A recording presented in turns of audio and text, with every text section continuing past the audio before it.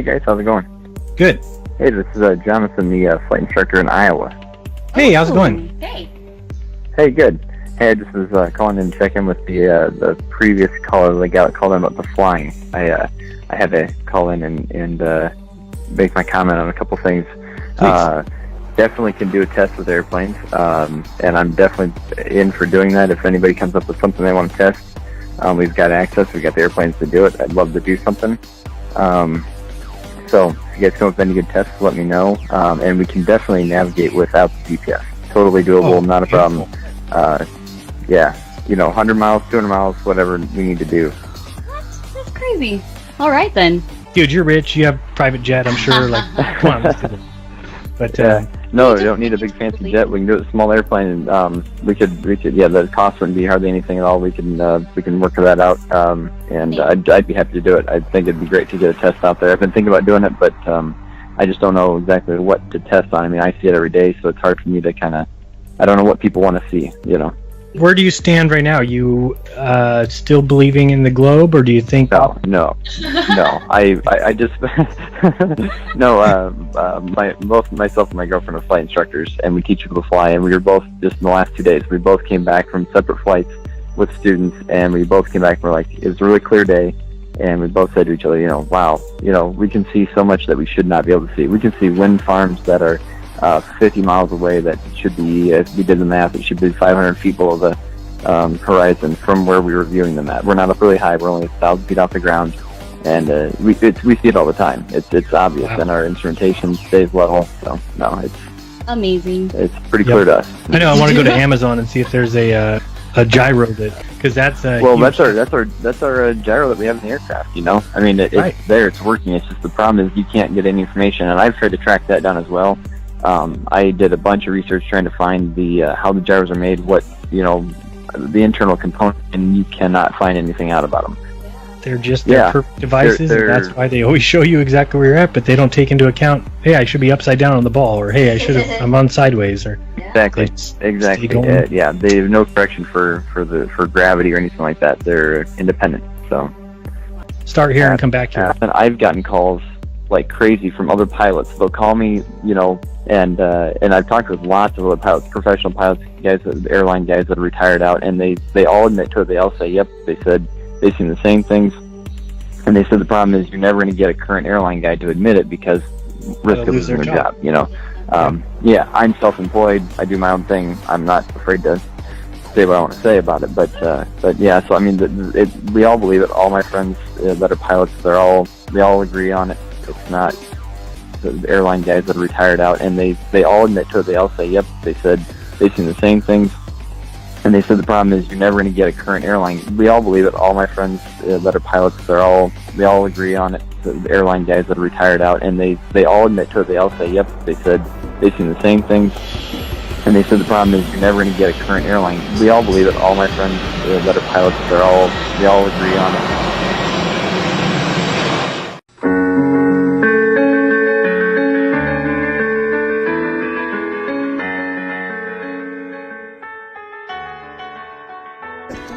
Y luego, además, aquí aparece como si fuera, no sé cómo le llamamos a esto, un anexo, un añadido, algo que se cose. Sí, exactamente, un parchecito, que me recuerda a una persona muy especial. Explícate, si la Tierra desde las alturas se ve... plana y estacionaria, se ve. ¿Plana? ¿Sí? ¿Y no tiene algo de achatamiento? ¿No se ve no? Eso es cuando ya nos vamos a la órbita, ¿no? La curvatura se ve cuando la cámara es de ojo de pez, como la que llevaba el que se tiró de Red Bull. Sí. Ahí sí que ves la curvatura, pero si la cámara es una cámara normal, se ve todo recto. ¿A cuántos permiten volar el máximo de altura? Normalmente volamos a lo máximo, el techo del avión es 41.000 pies, que son 12 kilómetros 800 metros o algo así. Sí. Pero normalmente volamos a 35, 37, que son altura no se ve 10... La curvatura. No, hombre, no, según... a ver, yo he volado con el Lear a 47.000 pies, con el Lear del jet privado, que son unos 13 kilómetros 600 o algo así, y tampoco. ¿Tierra plana? Sí, ¿por qué? Porque al margen de la forma geométrica de la Tierra, que puede ser un geoide, un globito o efectivamente plana y estacionaria, la tendencia de la Tierra plana es buscador de la verdad. buscador de la verdad más allá de lo que me digan en Antena 3 o en Telecinco o en 4 o en la 1. Yo quiero saber qué hay detrás de quién paga la tinta, de quién paga esa iluminación, amigo. quién está detrás. Entonces, ellos no te lo van a decir nunca. Claro. Nunca te van a decir que han aprobado la nueva ley de seguridad nacional. Esto no te lo van a decir, ellos no. En el cual, si el de Estado declara un estado de emergencia, pueden hacer usufructo de ti y de tus bienes, seguro. Si te lees el BOE todos los días, sí que lo vas a leer. Pero hoy en día, muchachos, el BOE está complicado de que no lo leamos. No me leo el Marca, y eso que gana Nadal, me voy a leer el BOE. Cierto. Oye, por tanto, el baloncesto es una evasión. Es una evasión, es un altavoz y es mi bebé. Yo lo cuido e intento cuidar el aspecto deportivo en el cual delego en mi director deportivo y en mi entrenador, el aspecto de gestión, y intento cuidar mi bebé todo lo posible, desde el diseño de la camiseta hasta los aficionados que tenemos en Instagram, que es Basket Frater, el trato, nos piden camisetas para nuestros aficionados, etcétera, etcétera. Y todo a pulmón. Yo creo que ya el hecho de haber creado el club ya es motivo de victoria. Efectivamente. Sí. Con 45 años, ¿cómo se mira el futuro? Uy, es que yo tengo muy claro que hay que disfrutar de cada segundo ahora. Es decir, estás en las alturas, o más allá de las alturas, pero con los pies muy bien puestos en el suelo, en la tierra. Yo creo que Por sí. eso la tierra es plana. Y estacionaria. Y estacionaria. Qué bueno, qué bueno.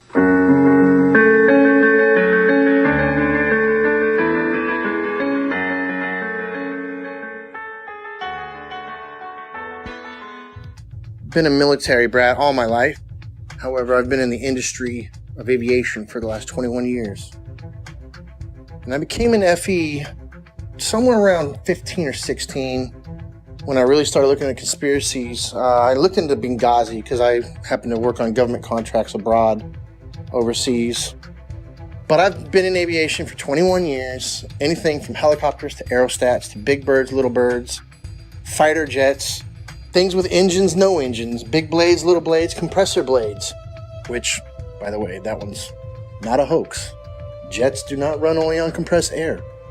Contrary to popular belief, it takes compressed air in a blended ratio of air to fuel to drive the now heated gas and rotate the compressor blades.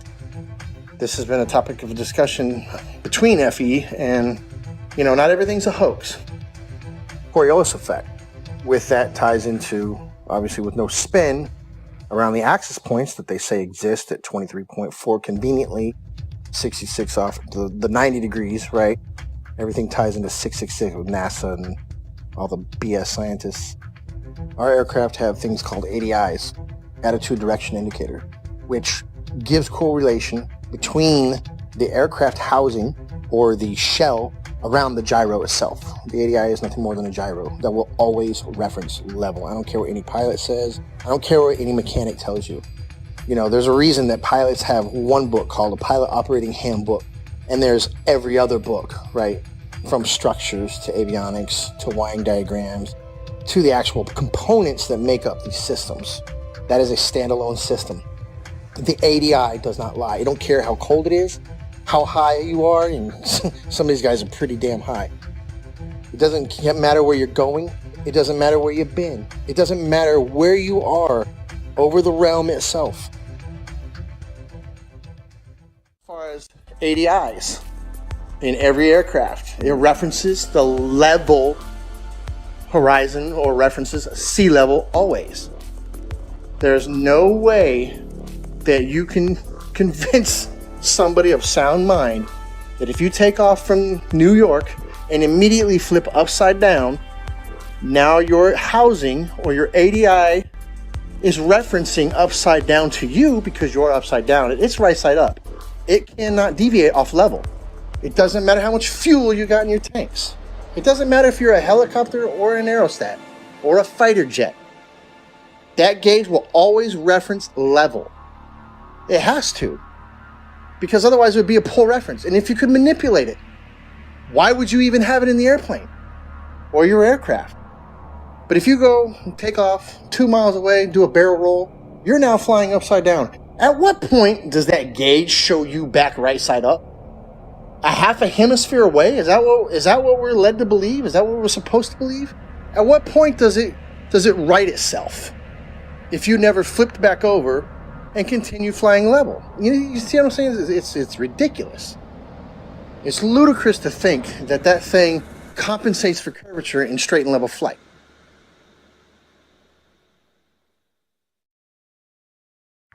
Interesting side note, I worked on aerostats for several years, and I always ask people who try to bring up gravity, well, how come my 4,000 pound, 74,000 cubic foot aerostat isn't getting pushed towards the ground?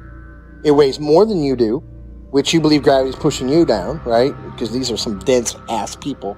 But how come the aerostat's not getting driven into the ground? It weighs more. It's definitely larger than the size of a house. It's more than size of most houses. So why isn't it getting driven to the ground? Well, that's because it's displacing less weight than the atmosphere or the medium that it's in. And I try explaining that. I don't know how many times you've probably posted something on this. I don't know how many times we're going to have to post something on this. But every time that little kid lets go of that helium balloon and starts crying. But truth be told, I've been to many countries, done many things, all things aviation. I can say with absolute certainty, and I can attest, the plane does not dip nose down to follow the curvature of the Earth, ever. Matter of fact, most planes have an airfoil that are 3 degrees nose up in straight and level flight. And the reason that is simple. If the nose of the aircraft was at 0 degrees or level flying through the air, then it would porpoise, right? It would be quite violent because some of the air would go over the nose and some of the air would go under the nose. And it would cause that nose to go up and down, which is literally like a porpoise or a dolphin out of water. And that's exactly what would happen. So the wings are designed, when they are level, the nose is 3 degrees nose up. The fact, 3-dimensionally, it is 2-dimensional. It is the amount of deviation that's required for you to come back inward. If you are walking east from north, meaning you are going around north equidistantly, and you walked in a straight line east 1 mile, you're going to have to deviate 8 inches back to the left to get back on the equator, right? Look at it on the flat Earth map, and clearly it makes sense. If you walked 1 mile in a straight line east, you have to deviate 8 inches after each mile to stay on the equator. The 8 inches per mile squared is a real measurement, if in fact we consider the equator to be a real place, a real location, ever, always.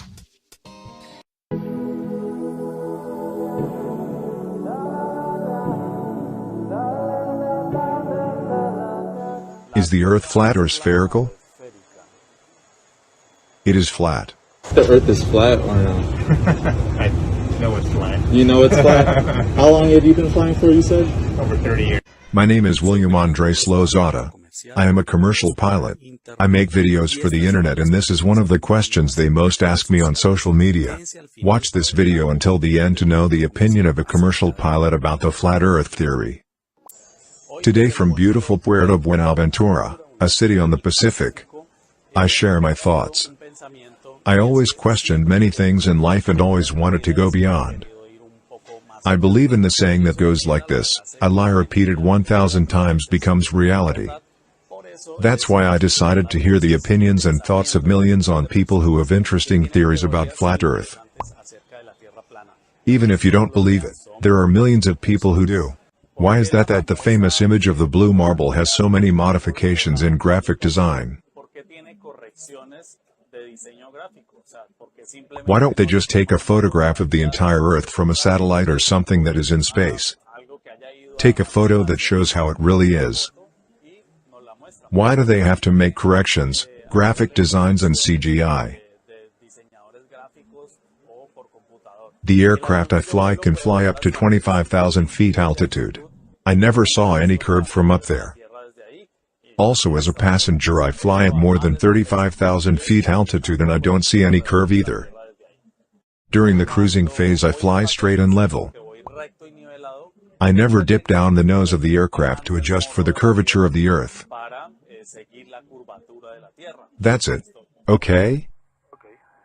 Here, never making any correction. Straight and level. The horizon always straight and level. Dipping the nose is not required at all.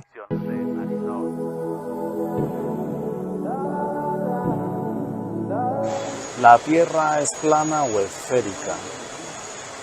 Es plana. The Earth is flat or no? I know it's flat. You know it's flat? How long have you been flying for, you said?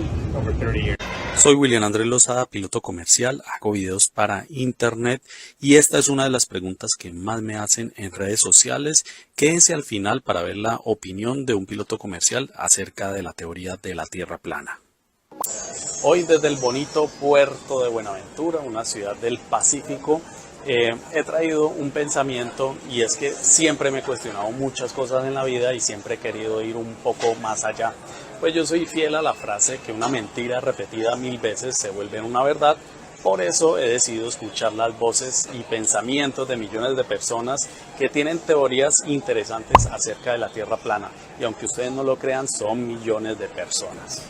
¿Por qué la famosa fotografía Blue Marble o la canica azul? ¿Por qué tiene correcciones de diseño gráfico? O sea, ¿por qué simplemente no le toman una fotografía desde un satélite o desde algo que haya ido al espacio, le toman una foto y nos la muestran? ¿Por qué tienen que hacerle correcciones de diseñadores gráficos o por computador? El avión que yo vuelo puede volar hasta 25.000 pies de altitud y yo nunca he visto la redondez de la Tierra desde ahí. Y también he estado como pasajero a más de 35.000 pies y tampoco he visto la redondez de la Tierra desde ahí. Cuando voy en fase de crucero, que voy recto y nivelado, nunca he tenido que corregir bajando el morro del avión para seguir la curvatura de la Tierra. ¿Esto por qué? Ok. En ningún momento toca hacer la corrección a recto y nivelado.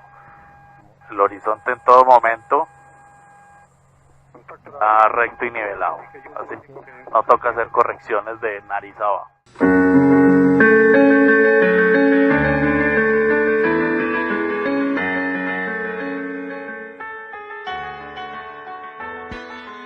My name is Joshua Silva. I am a licensed commercial pilot and flight instructor. I have had a lifelong love of aviation and aerospace, and when growing up I even fancied myself an amateur astronomer.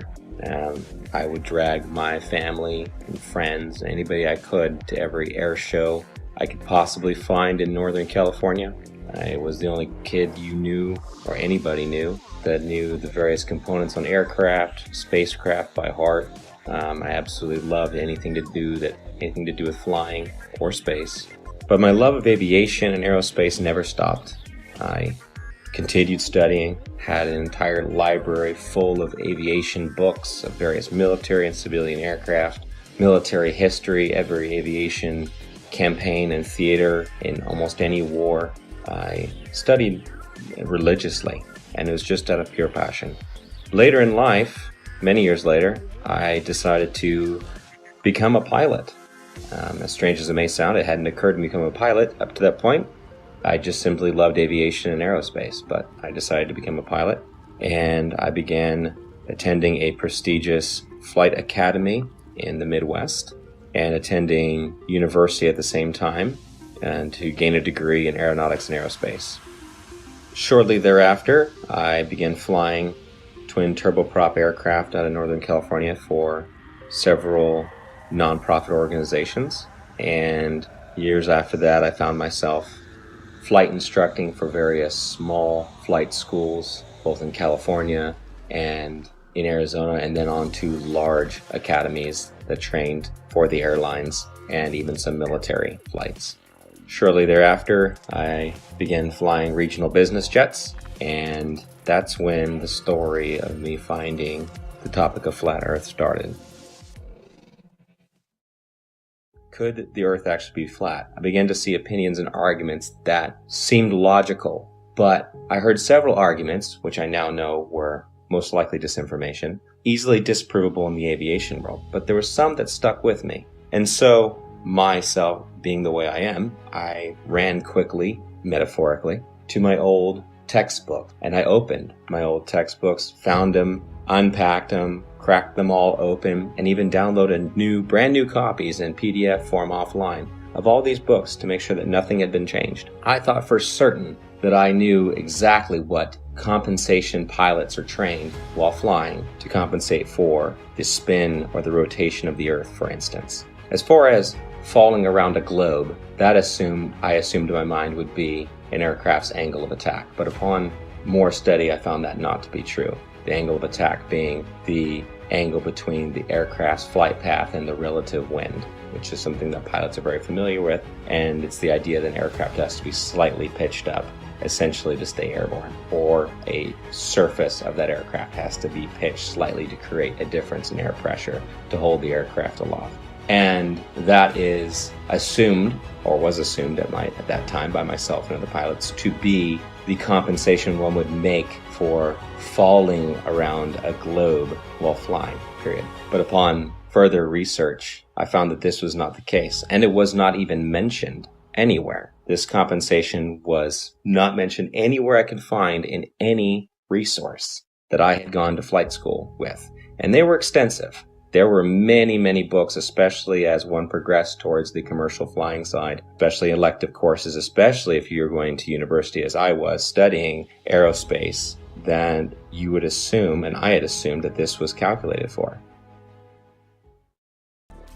Again, the big one that is oftentimes quoted is compensation for Coriolis effect while flying. And this is something I'd even taught my students about, and it's always assumed to be correct. We just assume. We're given the narrative from a young age, and everything is built upon that assumption, upon that theory. And so I thought I had the silver bullet. Coriolis effect. We always calculate for that. Well, as I began to look through the books and to look into the calculations given for Coriolis effect, the narrative began to fall apart even further. I began to see things I didn't notice when I was in school, such as Coriolis effect is actually never calculated for, but is assumed to be a part of wind correction angle. Wind correction angle is one of the many calculations pilots of all kinds make while flying to correct against winds in whatever volume or section of air they're flying through, which it could be from any direction, and you're flying through it, so you have to compensate a certain angle into that wind to hold a straight line. And then the big one is given after that. Well, GPS auto corrects for it. And that sent me down yet another path. GPS auto corrects for it. If it's a satellite-based system, how is it correcting for spin if it's also spinning over the same body? And why are there large gaps in GPS coverage over large oceanic bodies? Do they just turn them off? It's just not worthwhile? There have been enough aviation accidents at sea, very far from shore, that would say otherwise. And if you gave the American taxpayers, the ones funding these satellites that are supposed to track aircraft, the information that, well, we're just shutting them off because it's not worthwhile, those 3 or 4 jets full of hundreds of passengers just have to use other navigation methods such as dead reckoning, which is basically using a stopwatch and guessing to the next checkpoint, essentially. If you were to tell them that, they would be infuriated. So that could not be the case. Coverage was a problem. Even over large and non-densely populated areas, you would lose GPS coverage, even in jets at times. So this began to unravel the thread of satellites and satellite timing, and the fact that many reels of footage show these satellites being launched by balloon rather than by rockets. How the concept of these rockets doesn't even work to make it past the atmosphere, much less leave something in perfect geosynchronous orbit. I actually had the privilege of working a short time at a satellite manufacturing company in Northern California. Got to see the assembly and participate in the assembly of satellites, space-based satellites, or so they were said. There would be small bottles encased in these structures that were encased by another structure. The small bottles were the fuel cells. These fuel cells were incredibly small, smaller than a diver's tank in most cases, much smaller. And this was supposed to be all the fuel that the craft needed to run and operate, as most are not actually electric, they're becoming electric now, and sustain itself in a perfect orbit by just small bursts from its engine or its propulsion system.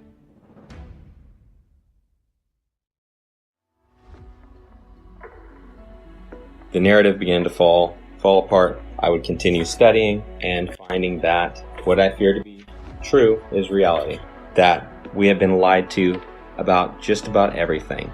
Upon researching military history and then military training and speaking with military gunners in both the Army and the Marine Corps that I know personally, I would ask them about Coriolis effect. And it was always assumed that, yeah, we compensate for the Earth being, a curve, that it would drop. We calculate for the Earth curvature. But even upon asking and having them look into their materials further and my own personal study, again, it found to be an assumed truth with no actual basis in reality, that they would calculate bullet fall based upon angular velocity, drop, friction, amongst other things. And curvature was supposed to be just corrected along with it, just like flying, wind correction angle corrected for Coriolis effect.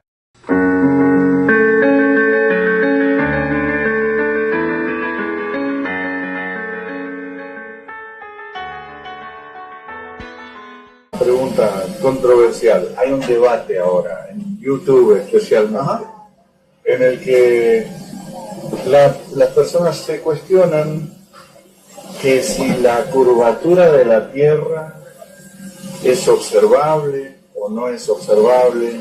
No, a las alturas que vuelan esos aviones. Usted no va haciendo ningún ajuste, va como si fuera parejito, sobre terreno. No, pero sí tiene unos 2 grados más alto que normal, depende de lo que del peso del avión. Ok, la nariz va hacia arriba. Sí. Pero no tienen que buscar la curvatura. No, vuelan como si fuera sobre un plano. Sí, es lo que trata de hacer el avión. Bueno, muchas gracias, Con mucho gusto. Que siga bien. Pues, hasta luego.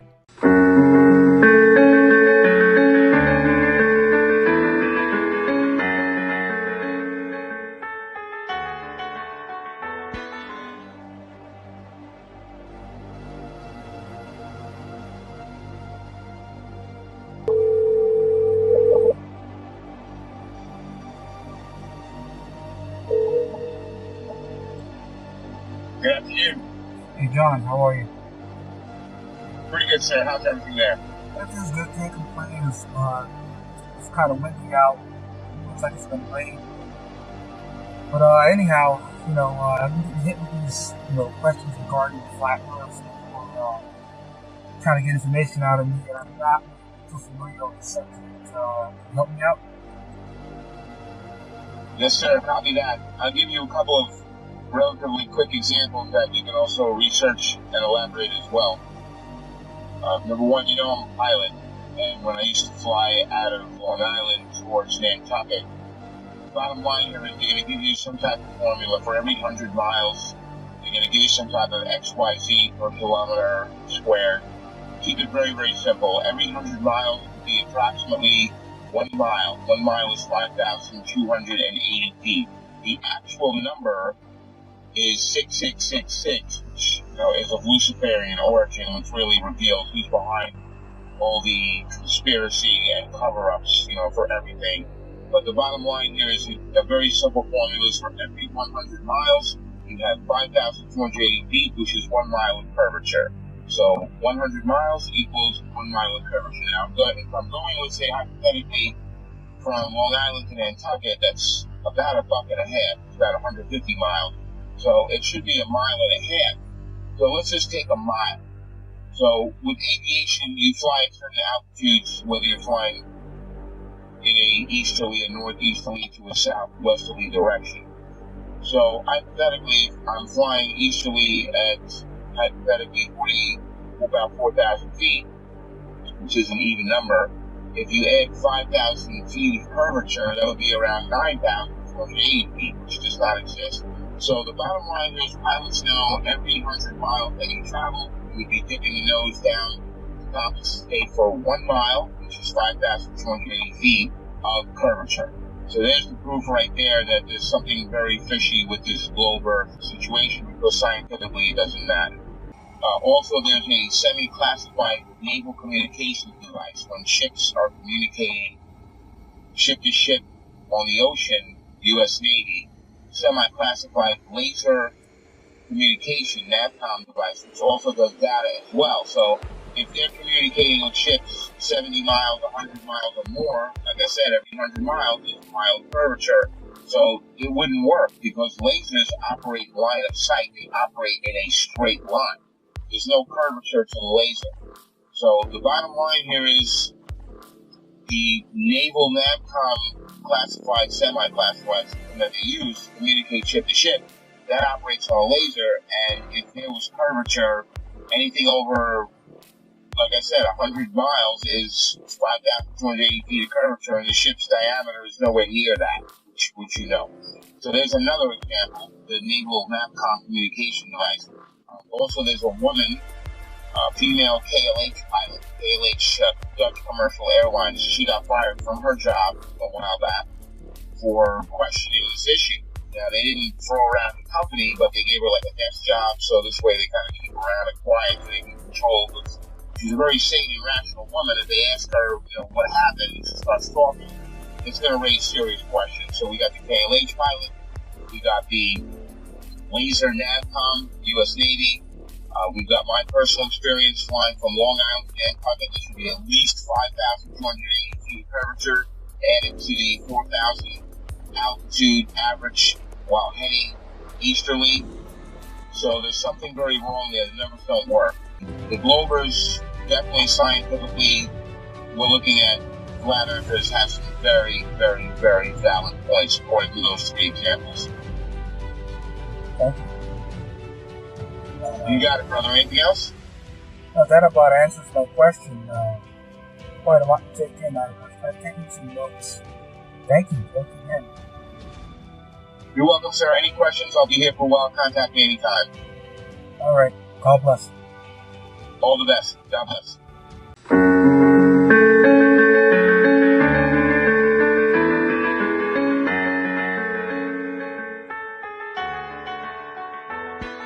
How did you first get into flat Earth?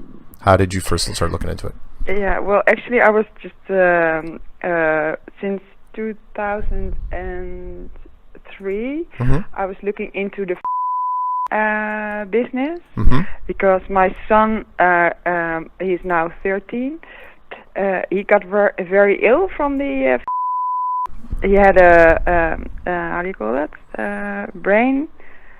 Like injury. Yep, sure. So that's how I got, onto the internet at 2003, and I was reading about a lot and figuring things out. How long have you been in the airline industry? Actually, I got my license in '91. So I've been with the company that I'm at now, which is actually the best in Holland. There are not so many, but they're a very good company, and I'm with them for 22 years now. Yeah. And then started going down conspiracies, saw a couple things that had to do with flat Earth and gyroscopes, and thought, this is sort of interesting. Yeah. So did you start poking around inside your company? Did you were there that's what I did. Friends of yours? Yeah, so I was just, because, there are lots of things that we are taught about, the spinning Earth. And I told to my colleagues, because of course you think about it, but then you just discard it, about how it is possible that the atmosphere spins with the globe, and then of course, that might be gravity, and then it says, then you have to, it has to spin faster at a higher altitude because there's no gradual difference. Right.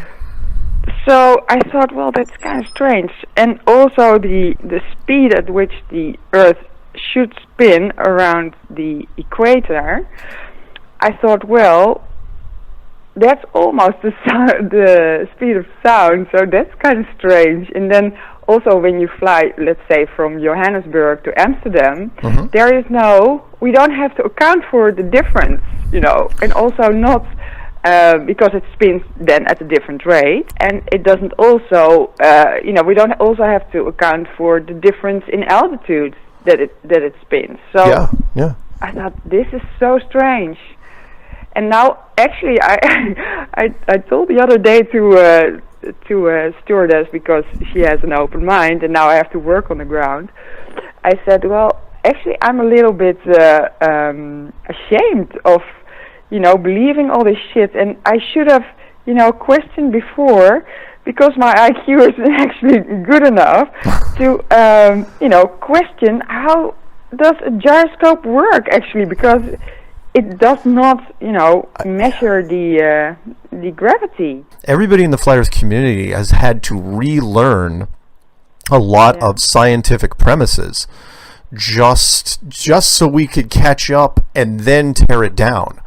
And gyroscopes is one of them. Actually, gyroscopes helped us a whole bunch. I didn't know how gyroscopes. I mean, we've seen, of course, and we we spin things around and we kind of get the feel for them. But how they relate to the Earth spinning, most people don't know. So anyway, sorry, continue, please. So you were looking into the gyroscopes, and then what? Yeah, and then of course I also saw the movies from Eric Dubé about Rising Horizon. Horizon. And I thought, well, yeah, that's true. And we do fly at 40,000 feet, 41,000 feet sometimes. And of course, I've been. This is now almost a year going on that I was, that I started looking for the curve, let's say. And of course I couldn't find it, and I saw the horizon, rising with us, and it was flat wherever I looked, and I thought, well, shit, why did I didn't see this before? And then I started questioning in the cockpit, do you know that the atmosphere spins at the same speed as the speed of sound at the equator? And then I get this strange look on their faces, whenever I would ask something like that. But it bothered me so much that I thought, well, this has to, go out there. And I thought, well, you can just discuss these things, but obviously not. We were with the three of us in the cockpit, and the captain, he was in training, and the instructor was on the jump seat. And we had a night stop in Zurich, and the last day that we actually flew from Zurich to Amsterdam, they said, well, did you actually mean those things that you said about flat Earth and everything? I said, yes, I do. And they say, well, we think you are retarded. And they didn't actually say that, did they? Yeah, they did. Oh, wow. Okay. Okay. So, and you are, how do you call that? Labiel. I don't know what that is in English, actually. But it's like you are mentally unstable. Oh, no, that's like pretty, yeah. So you're kind of, so who said this to you? That actually said the instructor said that to me. He said, really? well, actually, yeah, because I did not go out to dinner with them, because I could already, sense that there was no match between the three of us. Right. So I did not go out with dinner with them at the night stop. And he said, well, we had a discussion between the two of us about you, and we think you are, retarded, but then the Dutch word for that, and mentally unstable. So I said, well, if you think like that, and we only had like 20 minutes left or so, I suggest that you come sit in my seat, because I knew he was, an instructor, and he could sit in both seats, because you're, as an instructor, you need to be able to, sit in both seats. So I said, well, you better sit here, because I'm not going to fly any longer with you guys. So what happened? Oh, I'm sorry. Go ahead. Yeah. So they landed, and I sit in the jump seat. And I said, well, guys, we really get a lot of training with our company about how to communicate amongst each other, because lots of errors happen when the communication in the cockpit is not working out. So we get a lot of training about that. I said, well, guys, all the things that we discussed yesterday, because I don't know how the topic came up, but we discussed about those trainings, about the things we shouldn't do. You both did. Like, we call that OMA. The O is for oordelen, that is to judge. Uh-huh. The M is for mening, that's opinion, an opinion. And A is for aanname, and that means to assume. Uh-huh. So I said, well, those things you both did without even questioning me. You just, Their natural reaction was to think it's like, flat Earth is ridiculous, so we're going to judge you right here and right now. Yeah. So I did not even have, you did not even ask me one question. Like, I mean, I was educated the way you were. I mean, but you could have asked me, well, Lydia, how do you come to such a strange viewpoint or whatever? You could have asked me some question instead of just throwing me out. Mm-hmm. And well, the instructor said, well, I'm sorry about that. And actually he got tears in his eyes, so I was a little moved by that, because I thought, well, yeah, okay. I came on quite strong actually, because I was mad, of course, and he also was relieved, because I said, well, when I stepped out of my seat, I said, well, I will see you in the office, I guess. Mm-hmm. Because I assume, because we have to write about these things, if things like this happen, I thought, well, he's an instructor, he's going to write about this. So I thought, well... And when you mean write about it, you mean our term would be like filing a report. File a report. So at this point, you're thinking of filing a report against your co-pilots, your fellow pilots for... Well, he thought I was going to do that, because that's what I said when I stepped out of my seat earlier. I said, well, I think I'm going to see you then in the office. Yeah. Because I assumed, because he's the instructor, that he would, he was the one who was, trashing me. So I thought, well, he will probably write about it. So after the landing, I said, well, he asked, he was scared. He said, are you going to write about it? I said, well, no, I'm not going to write about it, but I'm going to go straight to the doctor's office from the company, and I'm going to ask for some support in this. So then he was really relieved. Well, I'm not going to write about it either. I said, well, do whatever you please. So both of you mutually agreed not to file a report on each other about an argument that had to do with flat Earth. Probably a good thing at the time. Yeah. So then you went to the company physician, the company doctor, and you have more or less did you request to them? You said, look, I don't think I should fly anymore because I don't believe the Earth is a globe. Well, actually, I called in sick. Okay. And I made an appointment, and then I went to the doctor, because I thought, well, I have all the evidence there is. So he said he didn't even, because I started to explain to him how I got to the point of thinking flat Earth, because it needs a little bit of an introduction, I guess. Oh yeah, you can't just come out and say it and be like, mean like metaphorically, or what are we talking about here? So his response was, okay, Lydia, I'm going to send you to the psychiatrist. Yep, I was waiting for that. Yeah, I will hold your medical license, and you cannot fly for now. So technically, are you still working for the company? Yeah. Okay. I'm still working. You haven't been suspended without pay or anything like that? No. That's not the thing they would, But did you request that you didn't want to fly anymore, or did they say you shouldn't fly anymore? And I mean, obviously you're not flying at the moment. No, I said I cannot fly at this moment because I'm tired of all the lying. Okay. And I'm just exhausted, and I'm, I feel humiliated and everything, and I think we should look into this.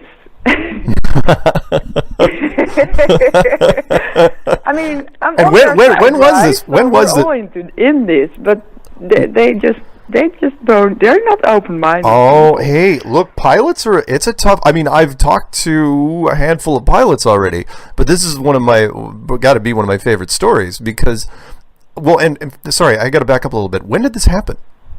This happened in March. Okay, this happened in March. And after that, did you see a psychiatrist? The company psychiatrist? Yeah, I had to. Yeah. Okay. Yes. And? They made me. So I went. I had to go 2 times. Okay. And the first time, the psychiatrist explained that I had a right, a recht van aanhouden, and that means that you don't, you get the last say in whether the report goes to your company or not. Oh, I got it. You get the closing remarks. Got it. Yeah. Okay. So you can send I can read the report, and if I'm not, happy with it. Yeah, happy with it, then I can say, well, no, don't send it. Oh, really? That's way more flexible than what we have over here.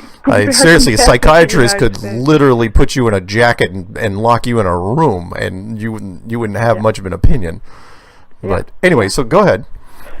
So I sat there, and I wanted to, explain a little bit how I came where I am, and he was not interested. He said, well, no, I don't want to hear all those things. I just want you, because, with my son and everything, I it's kind of a long story, but, I wanted to explain to him how I got where I am, and he just was not interested. He said, well, Lydia, you are being a little bit naive in, trying to convince this guy. Even, well, Why aren't men a little bit more courageous? I think I'm always more courageous than everybody I meet. It's just, I don't know. I don't understand.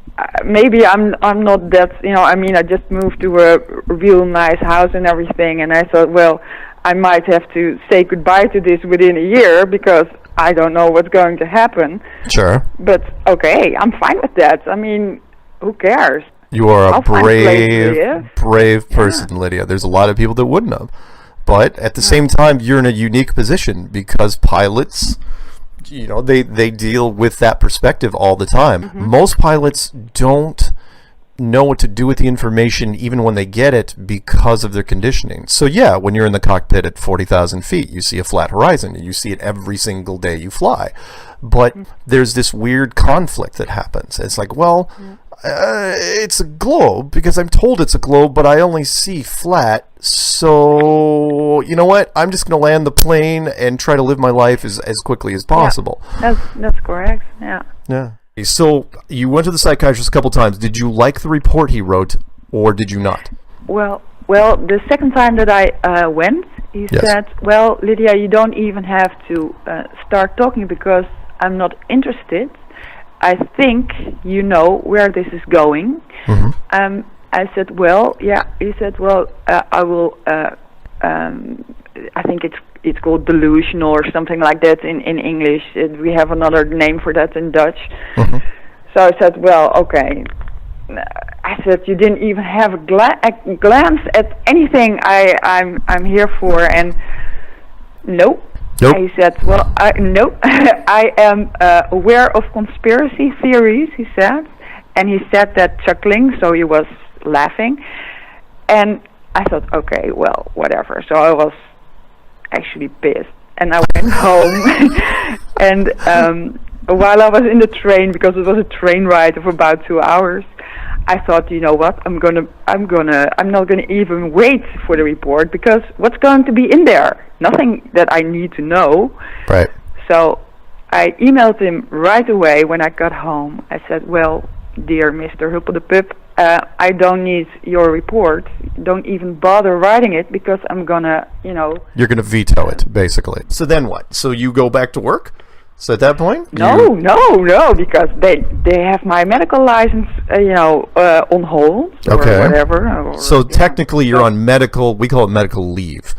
So you're currently at that time you were on the ground, not getting up in a plane again because they said there's a medical issue. Yeah, correct. Okay. That's still the case, and now I'm working on the ground because they say, well, okay, you cannot go into the cockpit, but I think you can do some other work. Oh, you should not. Can you just cut that one out because I don't want the company name. Got it. I will not say your company name. I'll cut that little part out. Yeah. So they grounded you, but they didn't want to fire you. Yeah, that's not the way they go about. You know, they just don't fire you like that. I mean. So you haven't flown since March. Correct. Do you have any anticipation that you will be flying? I don't think so. Now, is that a voluntary thing? Have you been pushing it, or are you like happy with your desk job and you're like, I'll just take the desk job for now? Well, you know, I found a job where I can meet all kinds of people, but colleagues, and they asked me, why are you not flying? So now I have an opportunity to say, well, I have different beliefs than most people, you know. So actually, I'm figuring things out, and actually, I want to wear T-shirts, you know, with a flat shirt on it, and just to go to my ground job and spread the word. Just spread the word. You are one of the bravest people I have ever met. I mean that. That's amazing. So now, because you're grounded, you're now doing the ground jobs in the airline industry. People ask you, because once they figure out who you are, it's like, wait, why aren't you flying? You tell them? Yeah. You know, it's like, oh yeah, I'm not flying because of, and you probably describe what's happened to you over the last 6 months. Well, I've just started like 4 weeks ago.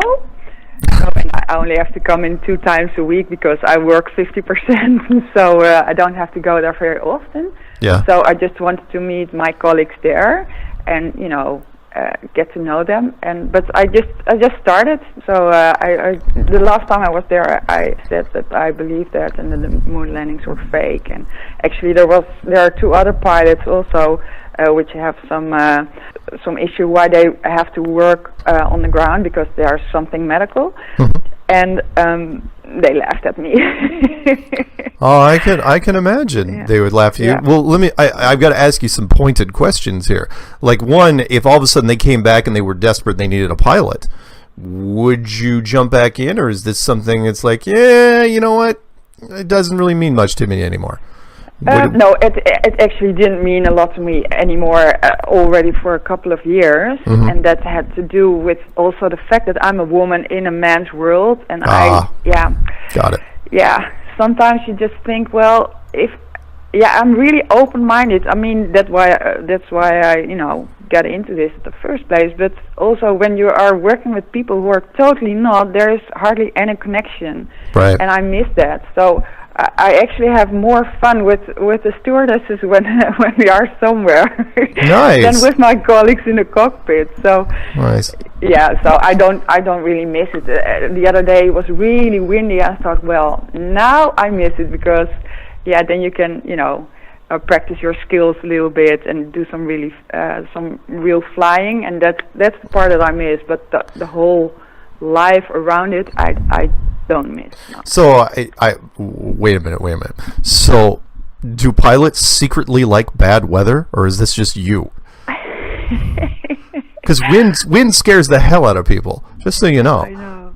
But you thought it was fine because when it's not too bad. Yeah. Because we do like that. Yeah, I'm sorry. What part? The landing on a windy runway type thing? Yeah. Oh my god. Yeah. because it's a challenge. You were just bored. It's like, oh come on. Yeah, that's true. Normal landings are so boring that pilots just kind of hope for something, you know, like an icy runway. Hey, is there some ice on the wings? No ice. No. Not ice, but wind. That's so tricky. The wind is okay. Yeah. Yeah, but you wouldn't like deliberately try to fly through some dark clouds or anything. No, it's not like that. It's not like courageous in that way. No, that's not the way to go. No. We're very careful. I'm a very careful person. My children always say, "Well, Mom, you drive like a snail. Come on, hit the gas." I can see that. So when you see like a 20-mile-an-hour crosswind coming in on the runway, you're like, "Ooh, yeah buckle up." This is going to be fun. 2020 is nice. Yeah, Yeah, that's even hardly anything. I'm sorry. I did a lot of business travel, so now that I know this is good. This is good stuff. Here, so you've been in Flat Earth now for what? Less than a year officially? Yeah, less than a year. Less than a year. November. Yeah. And you've watched a whole ton of videos and read a whole bunch of web pages. Yeah. Is there and you probably talk, I mean, it doesn't sound obviously like you're shy about talking about this with people. For you as a pilot, or in this case a grounded pilot, what was but you flew for a lot of years. What was the biggest thing for you? What, because everybody, I could talk to 20 different flat Earth community members, and they'd all have a different answer to this, which is, what is the one thing that flipped in your head where you were, half asleep on the couch? It's like, holy smokes, that's it. Was the gyroscopes. It's just the gyroscopes, because I thought, well, it cannot work. It cannot work on a globe. No, can't. Because and also the speed of sound at the equator. Those two things that. So the the spinning of the Earth, the atmosphere going along with basically the Coriolis effect. You're not adjusting the flight path for the Coriolis effect, and you guys are going from north to south a lot. Yeah. And in fact, you were saying you were flying to Johannesburg from the Netherlands? Well, before I flew the 737, I flew the MD-11. So then we went to Kenya, not to Johannesburg. That was just an example that I gave you, but I've never been there. But Kenya's fine. That'll work. Yeah. So somewhere in the middle of Africa, you guys are flying from the Netherlands, and not only did you not have to, because that's a question. In fact, I might as well ask you this, since we have a hard time asking pilots. There's a whole bunch of videos out there where people are trying to ask pilots. When you know how the gyroscope works, and you know how the curvature of the Earth works. So from a pilot standpoint, do you ever see any instruments, or do you have to set anything in the cockpit that constantly adjusts for the 8 inches per mile squared? Or every 50 miles you would have to adjust about 1,700 feet? No, nothing. Never? No, never. The only thing is that I was thinking about, but I also saw that I cannot find it anymore. That's really a pity. But we have this inertial reference system, and it has like really advanced gyros, the laser ring gyros, and it has accelerometers on it, and you can, when something goes wrong with that system, you can reset it, and you can have the heading back. Yeah. And but then again, I saw this this video on YouTube that a guy asked the company, I think it was Honeywell or something, about resetting and putting the right coordinates in. And this guy said, well, it doesn't really matter. Don't put anything. Yeah. In fact, I know that one, because that was a 777 pilot. I read that one. That was me. Okay. Where the 777 pilot. Okay, so I saw it with you. Yeah. Yeah. He messaged me, and he said the gyroscope compensator that's below the gyroscope is made by a particular company, and this company supplies everybody, and it's a NASA subcontractor. And he went to an airport, and it broke, because pieces break every once in a while, and it broke, and they asked for a replacement before he could take off, and they said, you know what, just compensate for it manually. And just because he knew about flat Earth, he decided to ignore that and just make note of it. And when he was flying, and he basically took a 6-hour trip, and he never had to. And he took notes of what the degree should be, but he never compensated for it. And so then he was going, okay, what does this thing actually do? If I didn't have to, I just flew 6 hours and it wasn't even working. And when he tried to, the thing that got me was when he called the company. Pilots, as you may know, are considered very, very wonderful people in the airline industry. So they can go to airline companies. They could walk into Boeing, and Boeing is like, let's give you the tour. They wouldn't even talk to this guy. They were like, it was like very, very close-lipped about what these gyroscope compensators would even do. And so, and this is a 777 guy that really wanted to. He's still flying, but he's going, I don't know what's going on out there, but there are companies involved that they may not know exactly what's happening, but they're up to no good. Let's put it that way. Yeah. Wow. So let me ask you a couple of other quick questions, and then you can ask whatever you want. Which is just for the record, when you were looking out through the cockpit, did you, before you got into Flat Earth, did you even think about the curve, or was it just one of those things that was in the back of your head? And then when you found out about Flat Earth, did you look out the window differently? Actually, I never thought about the curve. Never. Maybe that's strange, but I really no, did. Why would you, right? Yeah, I don't know. Now I think it's strange, but but then when you got into it, when you were looking out the window, did it look completely different to you? It was like, holy smokes. Yeah. Then I saw how flat it was. Couldn't see. We have a saying here. I don't know if it's the same over there, which is you couldn't see the forest for the trees. You know, you just could not. It was like, didn't even occur to you. You looked out that window all the time for 20-something years. Yeah. And then it's like, oh yeah, by the way, you think it's flat out there? You see it's flat? It is flat.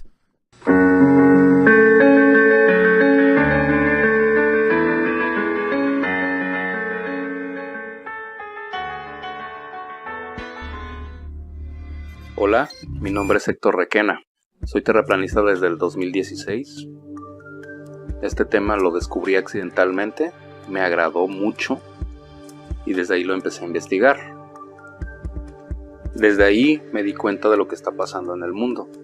Yo fui aviador, me gusta más la palabra aviador que piloto. Yo volé con mi papá desde niño, él era piloto de la Fuerza Aérea Mexicana. Un tema muy curioso que me pasó a mí fue el empezar a conocer cómo funciona el giroscopio. El giroscopio está diseñado para volar sobre un plano, sobre un terreno plano y una tierra que no se mueve. Todos estos temas me llevaron a seguir investigando. Estamos tratando de invitar a la gente a que no se cierre de mente a estos temas, ya que si no nos damos cuenta de lo que está pasando ahorita es por lo mismo, porque la gente está cerrada, se cierra a pensar fuera de la caja.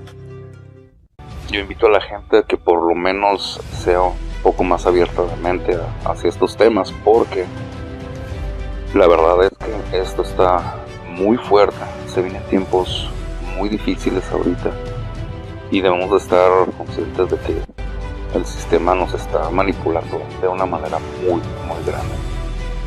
Entonces pues vamos a ver qué pasa.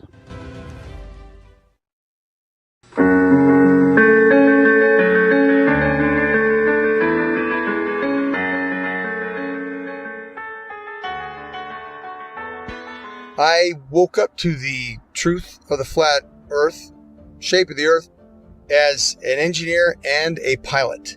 So I've studied engineering, physics, 3 different ways: basic physics, electric physics, and construction physics. And also as a pilot, as a rotary wing pilot, that is helicopter pilot, I studied aeronautical physics as well. So I can cover and discuss just about any factor of flat earth. Not that I'm any smarter than anybody else, but I've studied quite a bit of factors that analyze shape and motion of just about any object. That's physics, also aeronautical physics, and principles of flight. I can tell you this: airplanes fly straight and level. That's even an aviation term, straight and level. Airplanes will fly for hours at the same altitude, never dipping their nose down to follow the curve of the earth. An aircraft on a 12-hour or even 18-hour flight from Portland, Oregon to Seoul, Korea, that would have that aircraft starting at one point and then flying so far around the earth that it's flying downwards with its nose vertically downwards, and then starting to go around the curve of the Earth so that the airplane is now flying upside down. Would have to make that kind of a flight path on a globe, which is, it's such an absurdity. So that being said, I come into the true shape of the Earth, the flat Earth, as a skeptic, like most anyone else. I'll tell you my story. My buddy told me about this. He said, Rob, you need to learn about the ice ring. You need to learn that the Earth doesn't move. This globe is garbage. And I laughed at him. I said, are you kidding me? I'm not even gonna look into that. And he said, that's fine. He said, that's fine. You don't have to look into flat Earth. But until you do, he said, until you do look into flat Earth, you will remain a slave of the Matrix. And interestingly enough, at this point, this was more or less November, December 2015. I had already mentally resigned from the U.S. military for 3 years. I had already resigned because of Benghazi. I realized, and I saw for myself, I'd been working with U.S. as an Army officer, working for State Department for a good 10 years. And so what I did, I turned my physics awareness, I turned my studies into analysis of the shape of the Earth. Radar is simply another form of radio transmission. Radio includes anything within the range of the electromagnetic spectrum. Electromagnetic spectrum, also known as light. Radio is the transmission of light, whether it's visible light or radio waves which are not visible. When it comes to radio transmissions, there must be a transmitter and a receiver. There can be a reflector or a transmittal unit along the way. However, in the end, there's got to be at least transmitter and a receiver. And in the case of radar, radar transmits a signal and it bounces off a reflector, and then it comes back to the receiving station. Or it can go to other stations if they're set up in the network properly. Long story short, radar emits a signal, it bounces off something, and then it returns to a receiving unit, and the receiving unit maps that reflection accordingly. If there is no reflector, then there's no return signal, and then the object does not show up on the radar. For example, it's off the screen. Notice, there's no curving around anything. It goes out in a straight line. Radio signals always travel in a straight line. So the transmitter sends the signal out to the target, bounces off, and it comes back in a straight line.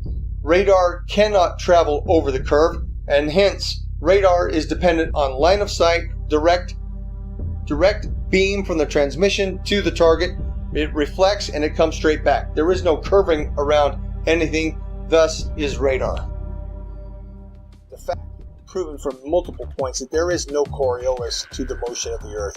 And I'm speaking from a pilot's perspective, also an engineer's perspective, because I obtained a degree as an engineer before I went to flight school. So I'm both a pilot and engineer at once.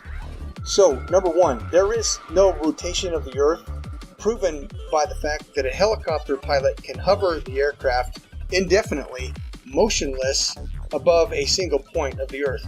If the Earth were spinning, as soon as that aircraft left the ground, the Earth would spin out from under it. Now, somebody may say that the air of the atmosphere rotates along with the Earth, which is one of the most absurd concepts imaginable, because if that were the case, then all wind would travel with the Earth. There would be no alternating wind currents when we know that the jet streams fly overhead, clouds move in multiple directions overhead, and a kite flying over the stationary Earth. The fact that a kite flies because of wind passing through, that proves that the Earth does not. That proves that the air does not move in unison with the Earth. Number two, airstrips do not rotate away from a landing aircraft. Anybody who's seen a pilot's view when an aircraft lands, well, the aircraft lands to a motionless airstrip.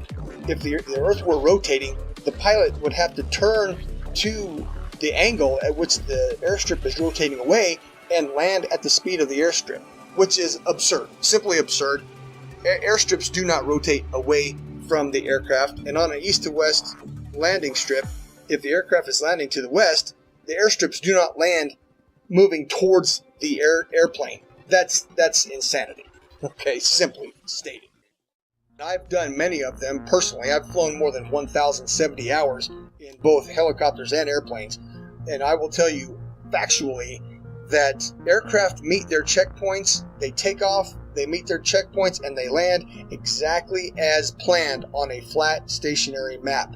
No pilot, I say again, no pilot has ever accommodated for the rotation of the Earth when planning flights and takeoff to checkpoints along the way, and then landing. Pilots can plan so well that they can take off and land hundreds of miles away down to within 30 seconds of their planning because the Earth simply does not rotate. Yes, absolutely. Number one, there is a rate of descent. A rate of descent, and we can all imagine. These are simple concepts, and I'd like to reiterate that in all of my technical discussion, in any of our technical discussion, it needs go further than, meaning it doesn't, we need no more complexity than 10th grade science, 10th grade math, Pythagorean theorem, 10th grade physics, 10th grade chemistry, basic chemistry. This is chemistry 101, college level, 10th grade chemistry at the high school level. One can imagine if an aircraft is flying at elevation 35,000 feet, well, it has to descend to land on the ground. Well, it's still flying in the air. It's not going to point its nose straight down and go straight to the ground. No, it's got to gradually descend from altitude down to zero. Well, we call that rate of descent. A lot of people don't talk about this. Now, I'm bringing up a new topic to Flat Earth, and I'm really bringing up a new topic to the average pilot. The average pilot does not talk about rate of descent. And how do I know? Because I've talked with several pilots, and they cannot quote their rate of descent. Why do I know it? Because I memorized Army federal regulated rate of descent, which was 500 feet per minute. For 18 years, I memorized 500 feet per minute. That's for my first 2 years as an Army aviator, I memorized 500 feet per minute is the standard rate of descent. Well, that's for landing. Okay, let me reiterate. That's for landing to a full stop when the airplane wants to land to the ground and stop. That's 500 feet per minute. But we, in the Flat Earth community, we know that for an airplane to fly around the globe, the supposed globe that is, there's a rate of descent associated with 8 inches per mile squared. So if we do the math, the 8 inches per mile squared at the average, assuming an average airspeed of 500 miles per hour or that's really a ground speed, but it's moving through the air at 500 miles an hour. Associate that with 8 inches per mile squared. Well, the math gives us the following: 2,777 feet per minute rate of descent for that airplane to follow the globe. Okay, and that is a continuous descent, not to land. That is a continuous descent while the aircraft is at altitude flying along. Wow. Well, let's compare that. Let's make the comparison now. 500 feet per minute to land the airplane to a full stop at an airport. On the globe, the airplane has to descend continuously at 2,777. That's more than 5 times the rate of descent for a landing, and that's a continuous descent. So I did some more math today, by the way, Vika. Thank you for asking. It's average 500 feet per minute. Okay, so I looked up gravity, 32 feet per second squared. Okay, that's the quote supposed gravity, right? If you drop something, it in a vacuum, okay, it falls at 32 feet per second squared. Well, let's convert that to feet per minute. That is 1,920 feet per minute. Okay, that's gravity. Now, let's remember, an airplane flying around the curve of the globe at 500 miles an hour must maintain a rate of descent of 2,777 feet per minute, which is almost 1,000 more feet per minute than something falling in free fall. That's absurd. That's the most absurd measurement we could have. So I'm bringing that to the flat Earth community. That's what the math gives us, Vika, and everybody else. Can we see the perspective here? The 8 inches per mile squared around the curve of the globe at 500 miles an hour, that's faster than free fall. That's more absurd than one can imagine. Vika, that is the simple math. That's high school math right there. So, you know, I've been intrigued, and I keep taking notes as you keep talking, that there's always this new, it's not new measurements. It's not new. Rate of descent is nothing new. Standard. But when you, yes, but what people seem to forget is the globe model, the heliocentric model, that science and math is never used in a functioning application. Exactly. Never, ever. Because it proves the fraud if they ever do. Exactly. So kudos to you, and rate of descension just made my list of bullets in the gun. That's a foundational effect of flat Earth, isn't it? It's a foundation. Amen, brother. Amen. That and elevation angles, that and you know, you triangulation, and I mean the list just keeps growing and growing and growing. And so thank you. I don't want to take a lot of time here, but thank you, Rob. Yep, and that's my point, Lon. That is exactly my point, and that's why I send out these messages to everybody in the group, so everybody can see and understand. Anybody can do this math. Pilots don't know anything that's not normal. They have more experience with it, but just because they're a pilot doesn't mean they know something special. Anybody can do this math, and anybody that does this math and can explain it, well, they're smarter in this effect than the average pilot. Amen. Take it and run. Amen. So I sat in that co-pilot seat for so many times, and had I known then what I know now, it just would have been a no-brainer. I know you bring a plane up to elevation, to your altitude. It's locked in, and you don't bring it down until your point of destination is arrived at. It's point A to point B. That's it, and there is no curvature. So, all right. I don't know what to add after you guys. I'm so happy to be here. You guys are amazing. You know what I noticed that at 500 miles an hour, you move about 40 miles in 5 minutes, and I don't ever see any chemtrails with any sort of curve much to them. Well and said. they're always straight lines. Yep. So guess what, if you Gene? can follow a plane for 5 minutes, that's a good amount of time. 40 miles is going to show something. Gene, that's a prescient observation. Prescient, not precious, but a prescient, but precious as well. Guess what? My mother pointed that out to me this week. I'm not sure I know what that word means. My own mother pointed that out, so that's awesome.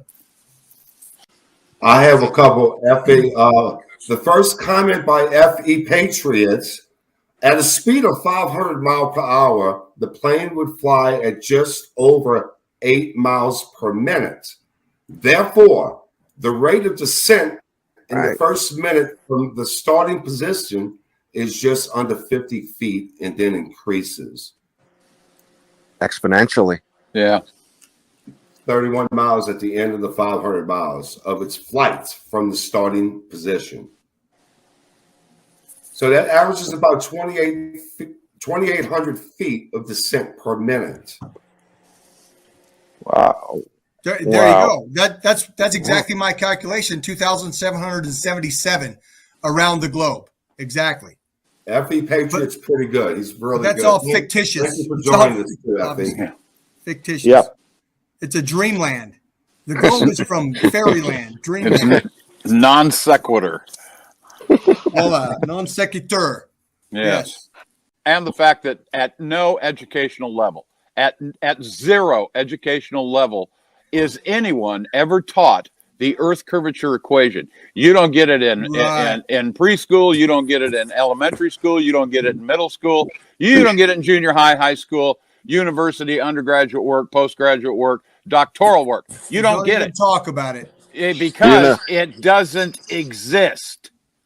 The flat Earth, the curvature equation was created by people who were looking for the curve. Yes, exactly.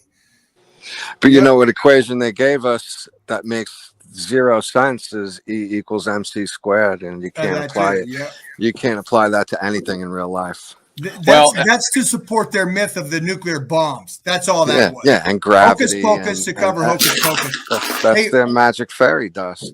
Reference Fairyland. We all know this That's quote. right. I looked up the quote by Tesla on Einstein. Yeah. And I'll just reiterate it here. So, because it was on the subject a couple minutes ago, Einstein's relativity work is a magnificent mathematical garb. This is heliocentrism as well. Right. Magnificent medical garb which fascinates, dazzles, and makes people blind to the underlying errors. The theory is like a beggar clothed in purple, whom ignorant people take for a king. Its exponents are brilliant men, but they are metaphysicists rather than scientists. Wow. Well, there it is. Yes. One of my favorite quotes from Tesla. Absolutely a great. They bounce from equation after equation until they get the answer they're trying to. Yes. That's another part of it. Class understands anything.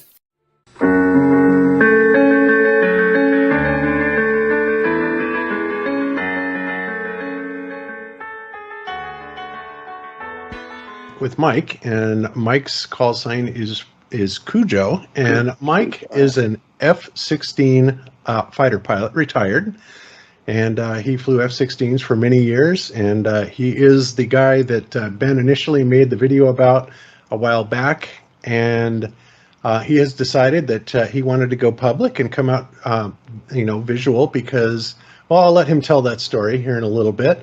But we're really glad that he has come out with us. And, Mike, it's really great to have you on Globebusters. This is fabulous.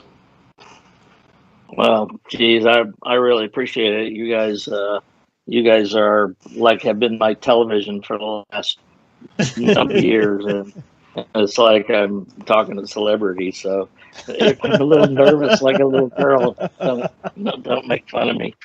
Okay. Well, we'll try and keep that mellow.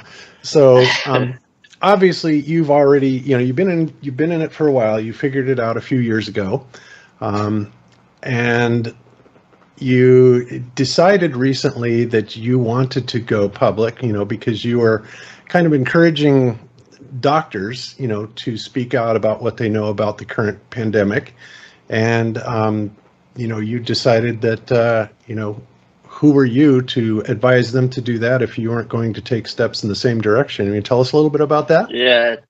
Thanks for keeping that YouTube friendly for me, because I may not have been able to do it. No problem. Yeah. I mean, I think I would be a really big hypocrite if I'm trying to hold them to task because they don't want to blow up their gig. My gig's kind of gone and behind me. There's nothing you guys can dig and get me fired from. So there you have it.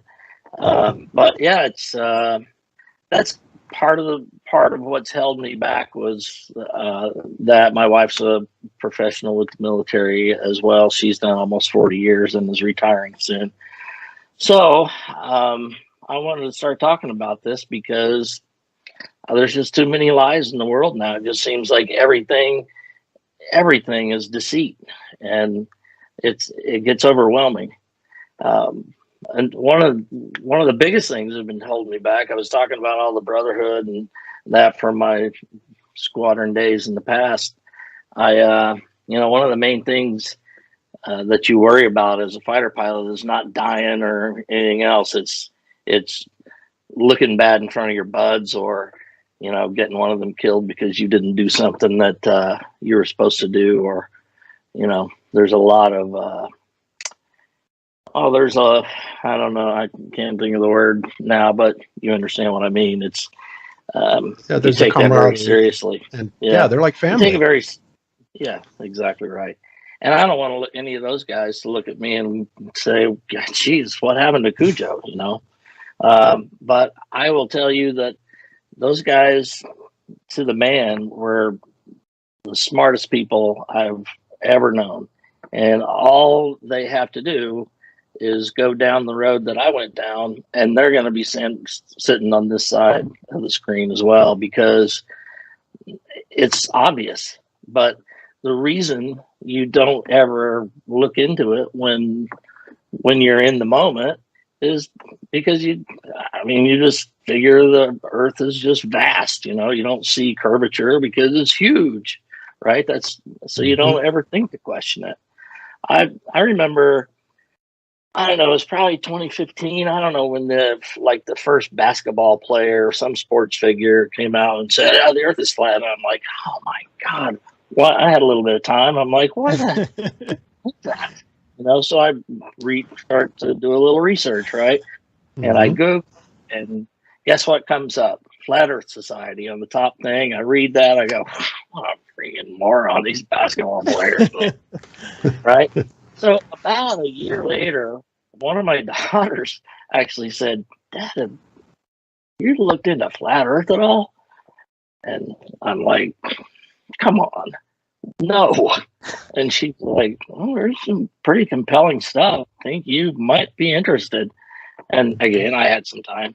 So I started digging into it, and actually found, I'm pretty sure I started with taboo conspiracy stuff and seeing Too Far and those things, and Antarctica, really, that your video about Antarctica's closed or whatever, that was a big one for me too. But the See Too Far, and I never even thought to wonder what the curvature formula is, right?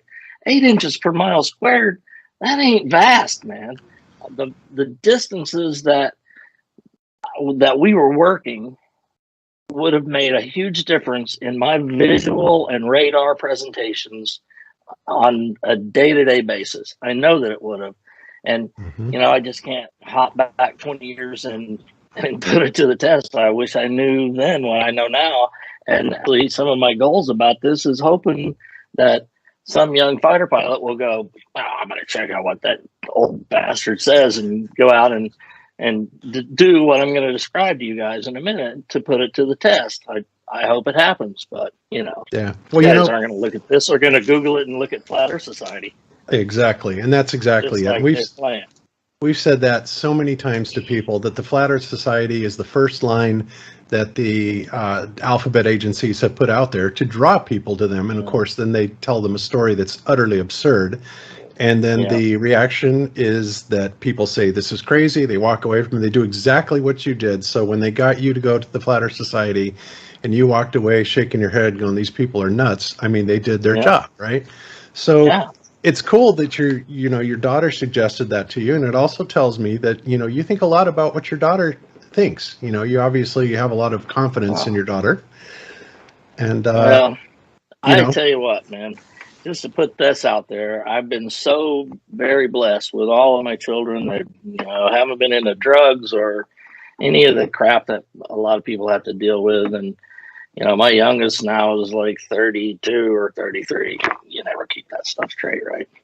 But I'm 60, and it's adult kids. You think your kids are fun when they're at a young age, but adult kids are even more fun. I just love it. And we listen to her, and some of them think I'm maybe a little bit crazy, but most of them are going, maybe true, but I don't care. That sort of thing. That's a common one, that I don't care. I wonder how it's common.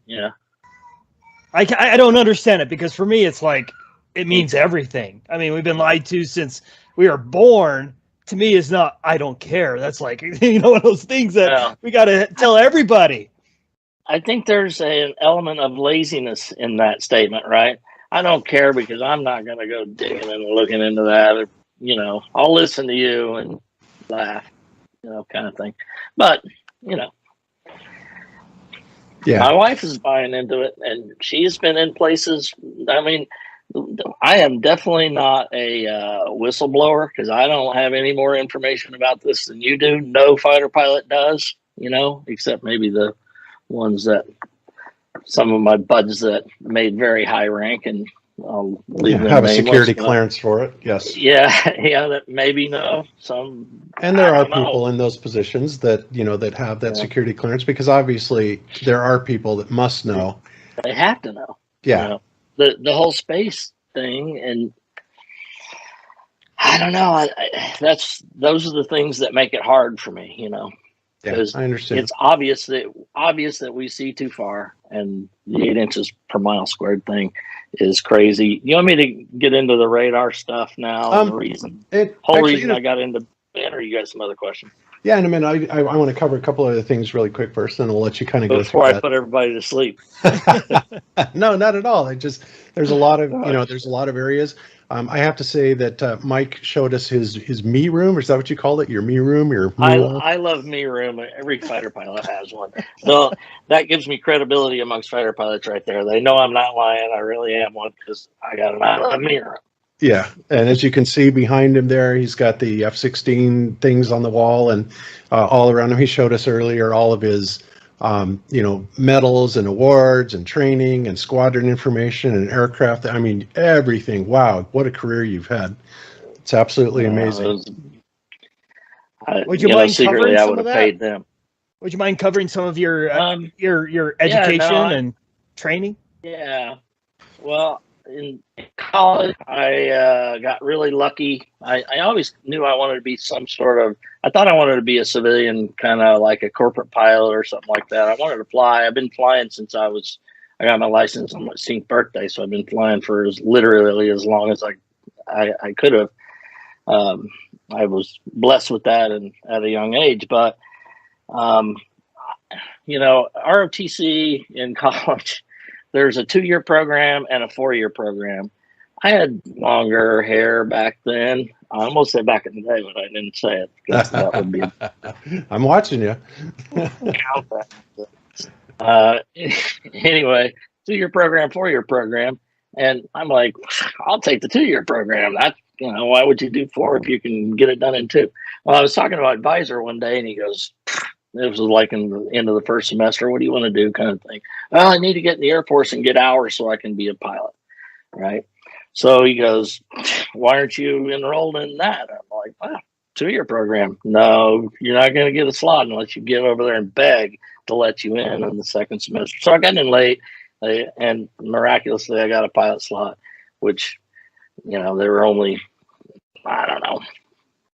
15 of us that had them out of my college that year. But I went off to pilot training. Pilot training is a year long. Call it UPT, undergraduate pilot training. In the early 80s. I don't want to narrow it down to the year because then people can look it up, blah, blah, blah. Yeah, and I'll try to be as vague as possible. Yes. Yeah, I'll try to be as vague as possible. But I was fortunate enough to do well enough to get a fighter out of there. We only had, six or so fighter assignments out of 30 people. So I got a fighter and got my first choice. I got an A-10. So I went and flew A-10s at a very beautiful location in stateside. And did that for 3 years and then ended up flying OV-10s, which is, you get a bad deal for a good deal kind of thing. The Air Force always does that to you. Bob, you probably remember, here's a shiny thing, but you got to do this thing first, right? Oh, yeah. I went and did OV-10s, but I loved it. I was a forward air controller, and so close air support was a big thing to me. And I learned so much, even though the top speed on the OV-10 is like the actual airframe speed is 350. But you can get anywhere near that, even straight downhill. But anyway, from there, I got my good deal. I got my F-16 out of there, and I did that for 12 years, mostly in Europe. But one assignment, my last assignment, was back here in the States at an exercise facility where I got to fly every block and model of the airplane. It was pretty awesome. Wow, that is incredible. That's it. And you mentioned you have actually been in combat situations as well. Or can you talk about any of those? I had the opportunity to fly in combat. I have about somewhere in the neighborhood of 400 hours in combat. Had some surface to air missiles shot at me, but it's kind of a funny story where, disciplined, trained fighter pilots, right? And you would, in training, it's always, if a surface to air missile comes up, or simulator or whatever, you're very direct on the radio, like, you know, Cujo 1's defending Sam right 2 o'clock bearing 045, you know. No. In the real situation, you just get on the radio and sound like a little girl and yell, Sam! I have a buddy Buster that every time I talk to him, he yells, Sam!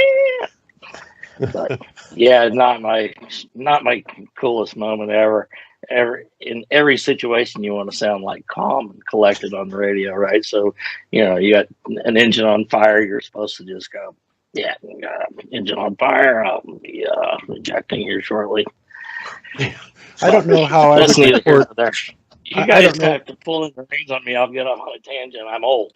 That's okay. I have no idea how I would report a, you know, like a sidewinder coming up my 6. Yeah. Well, this was an SA6, and I was a little nervous about it, but I got even later. Excellent. But Okay. that's a story for another day.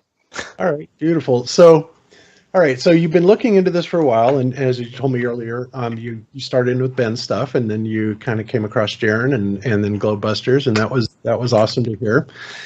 And you know, I have to tell you that what you're doing here is amazing, because so many people are afraid to speak out because of the consequences and what they'll try to do to you. You know, you have people like Wolfie 6020 out there and George Nutsack, and, you know, these people will try and go after, you know, people's careers, and it's horrible what they try to do. So I have to say it's very commendable. It's very brave. And, you know, you've already kind of gotten a taste of that with Wolfie 6020, and you've had some interactions with him. And I'm just curious, you know, you mentioned me earlier that he gave you a quiz, you know, he gave you his airline, you know, pilot quiz. He thinks he knows everything. And when you answered the question, and then he came back and then accused you of simply looking it up. And it's like, well, geez, you know, anybody could have looked it up. I answered his questions right too, but that didn't stop him from, you know. Yeah, there's no winning with those guys, right? They're going to try to do, debunked in 2 minutes. And by the time I left Ben's chat on that video, I'm like, I'm just out of here. And then, of course, because I disappeared, it's, obvious he was not whatever. You know, I'm not in a in my previous life, it was rare that my integrity would be called into question. So I didn't even really consider that kind of thing. I should have. I mean, I don't believe everything I see on the internet either, but, you know, whatever. But yeah, Woofy 911 369, whatever his name is. Yeah. Well, he's like I said, paid, so he is a paid operative. He's bragged about it, and nobody can stand him. He is a liar to the nth degree, and you know, he's the guy that they call in when they really think they've got a problem, right? And why they would, you know, we've had our interactions with him as well, especially recently with the second son thing, and I just thought it was ironic that they would call him in. You know, it's like, what, like this airline pilot is supposedly a expert on astronomy now, and you know. And the accusations that he comes up with are just crazy. So I wouldn't think too much about him. And, you know, people are going to look at you and they're going to judge you on your own merits and, you know, what they think of you, the man, and not what Wolfie says, because Wolfie has pretty much shown his hand and what he is and who he is. And that's not a good person at all. Well, I appreciate that, Bob. But, you know, like I said, there's no way to argue with those guys, because any question you answer, you just looked it up on the internet and he's not a real pilot, whatever. It's not like it's that special. You know, I was just a pilot that kind of started thinking about 8 inches per mile squared ain't that big.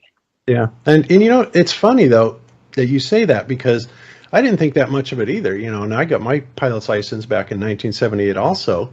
And it was like, people think that because you're a pilot, you have this magical knowing, right?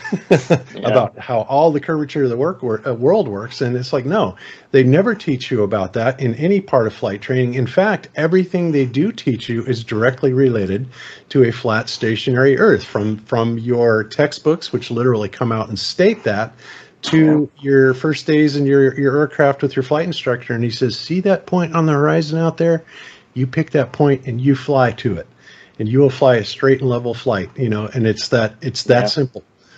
It is, and I remember, you know, I'm talking 40 years ago. I remember, like the first day in academics at UPT, it was reading that statement in the book is like, this all assumes a rigid aircraft, you know, flying on a stationary flat Earth, and you're like, well, why would they do that? And then my mind goes to, well, the other stuff would just be too complicated in calculations, and you know they can't teach that to dumb pilots, right? So that's kind of what I thought, and I forgot about it, and that was that. You know?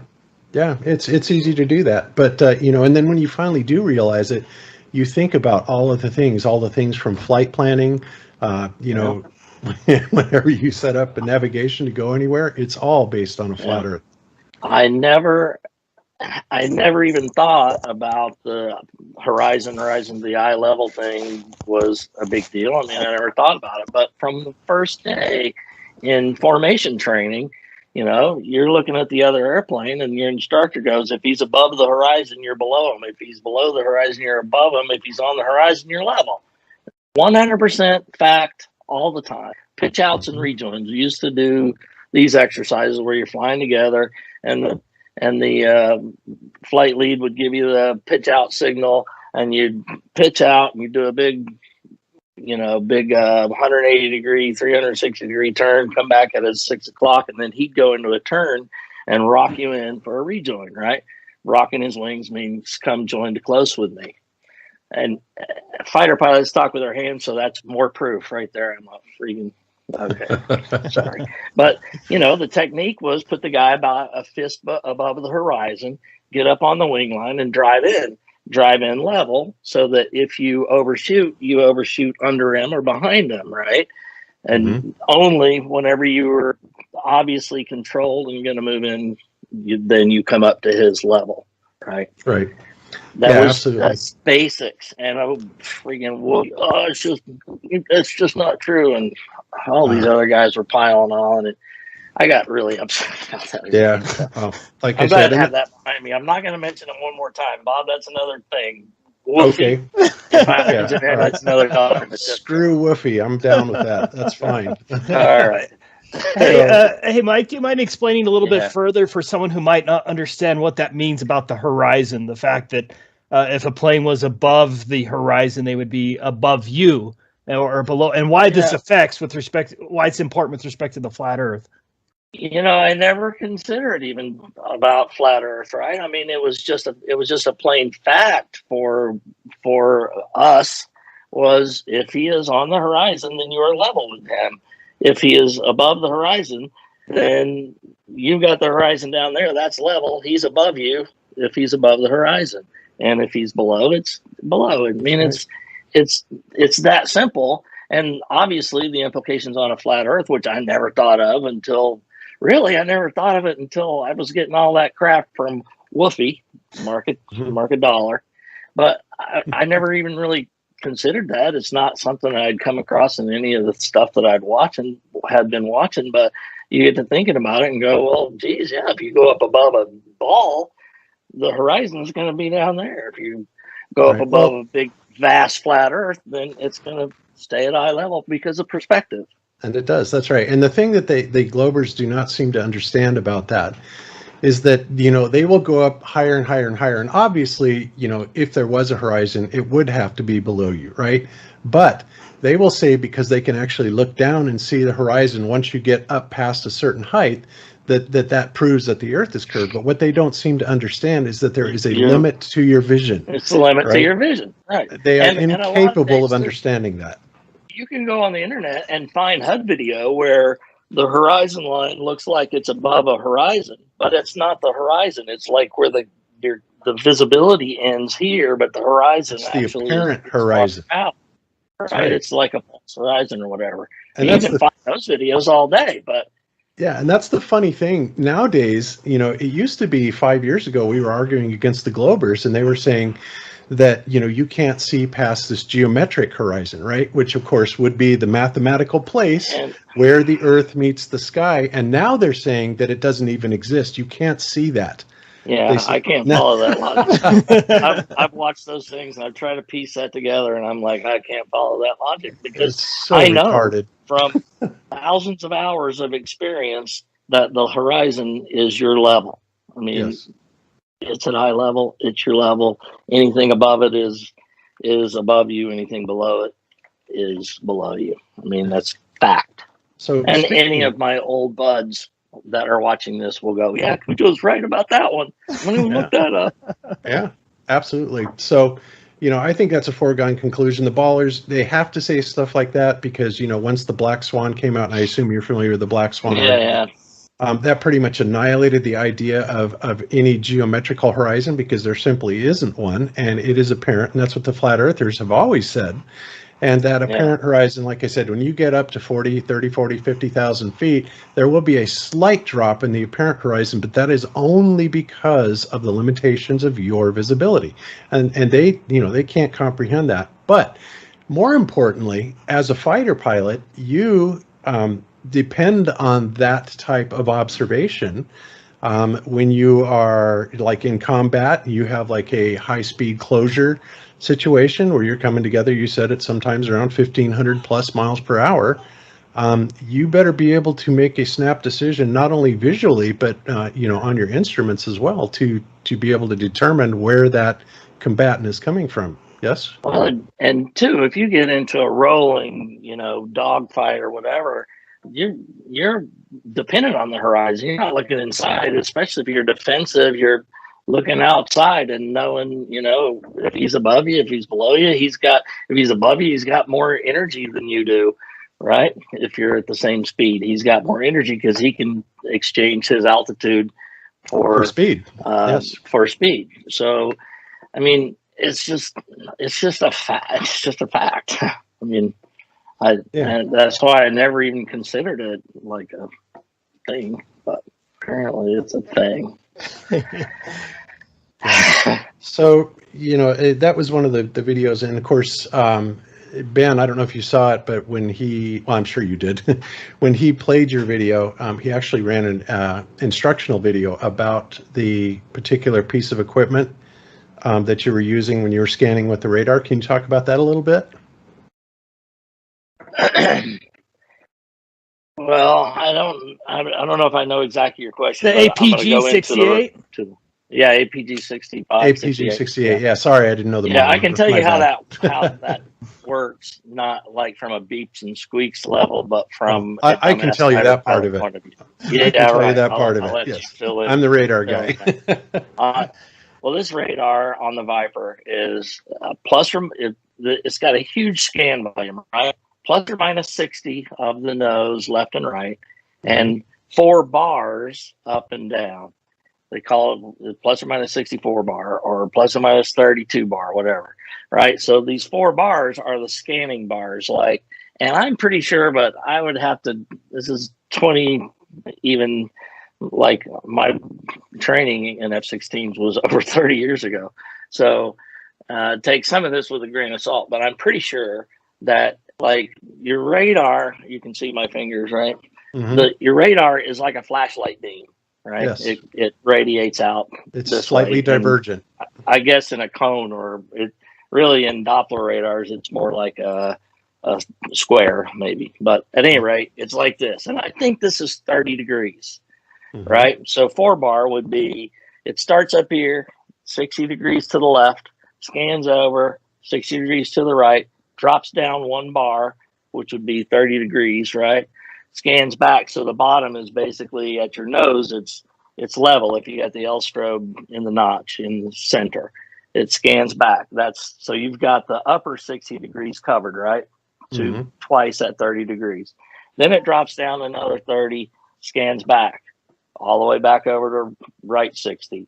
Then it drops down again, scans back to drop that other 60 degrees. So I'm pretty sure it's 120 degrees this way and 120 degrees this way. This way, I'm not positive about, but I'm almost positive. Okay, so that's a huge search volume, right? That's if you go the rate, and there's ranges that you set in the radar. You can set it at 10, you can set it at 20, you can set it at 40, you can set it at 80. It even goes out farther than that. I think 120, but it may have been 160. I don't recall exactly, right? Mhm. But we typically ran it out at 40 miles because being careful what I say, a fighter-sized target is probably not going to show up beyond the 40-mile range, okay? Just suffice it to say that. So we pretty much ran, if you're just fully scanning, not really going to fight, you're running plus or minus 64 bar, both you and your wingman and the other element if you've got a four ship, right? Everybody's running that, just keeping it wide open. When you're going into a fight, though, you're like training fights. I never was in an air-to-air engagement in combat. That was they never came up to fight us. I did kill some MiGs on the ground, though, in a place I dropped bombs on. Anyway, that's beside the point as well. I'll go off on tangents, man. You gotta reel me in. That's okay. Hey, we like hearing it. You just, we'll reel you in if you get too far out. No problem. Okay. So typically, our engagements, you would have your adversary. We call them red air, and we're blue air. We're the good guys. They're the bad guys. They would split off, and they would go to a point at least 40 miles away, downrange from you. And this is all in protected airspace, right? You would have blocks, altitude blocks. For blue air is 0s to 4s. Red air is 5 to 9s, right? That means like from 10,000 to 14,000 feet is my airspace. It skips 1,000 feet and goes 5s to 9s. So the red air is in 5s to 9s, 15 to 19. And then it would skip another 1,000 feet. I've got a block up at 20 to 24 and so on. I got a block at 30 to 34 if I've got the airspace up there. Okay, does that make sense? Absolutely. So everything's all sorted out so that when we come at each other at 12 to 1,500 miles an hour, then until you have complete SA on where everybody is, you don't leave your block. You stay in your block until if you go into a bad guy block, you got to know where everybody is, right? Mm-hmm. So whether you're fighting 2v2 or 2v4 or 4v4 or whatever, you kind of need to keep track of where everybody is. And that's the hard part. Air is hard for a simple-minded guy like me. I knew some really smart guys that could just four-dimensionally fight a battle. They were awesome. I wasn't that awesome. I was great air to ground, but air to air, I was okay. I could hold my own, but it was the hardest thing. Anyway, so the radar, you get this 40-mile set, right? Everybody has a search responsibility. I'll just say that we're in a 2v4, okay?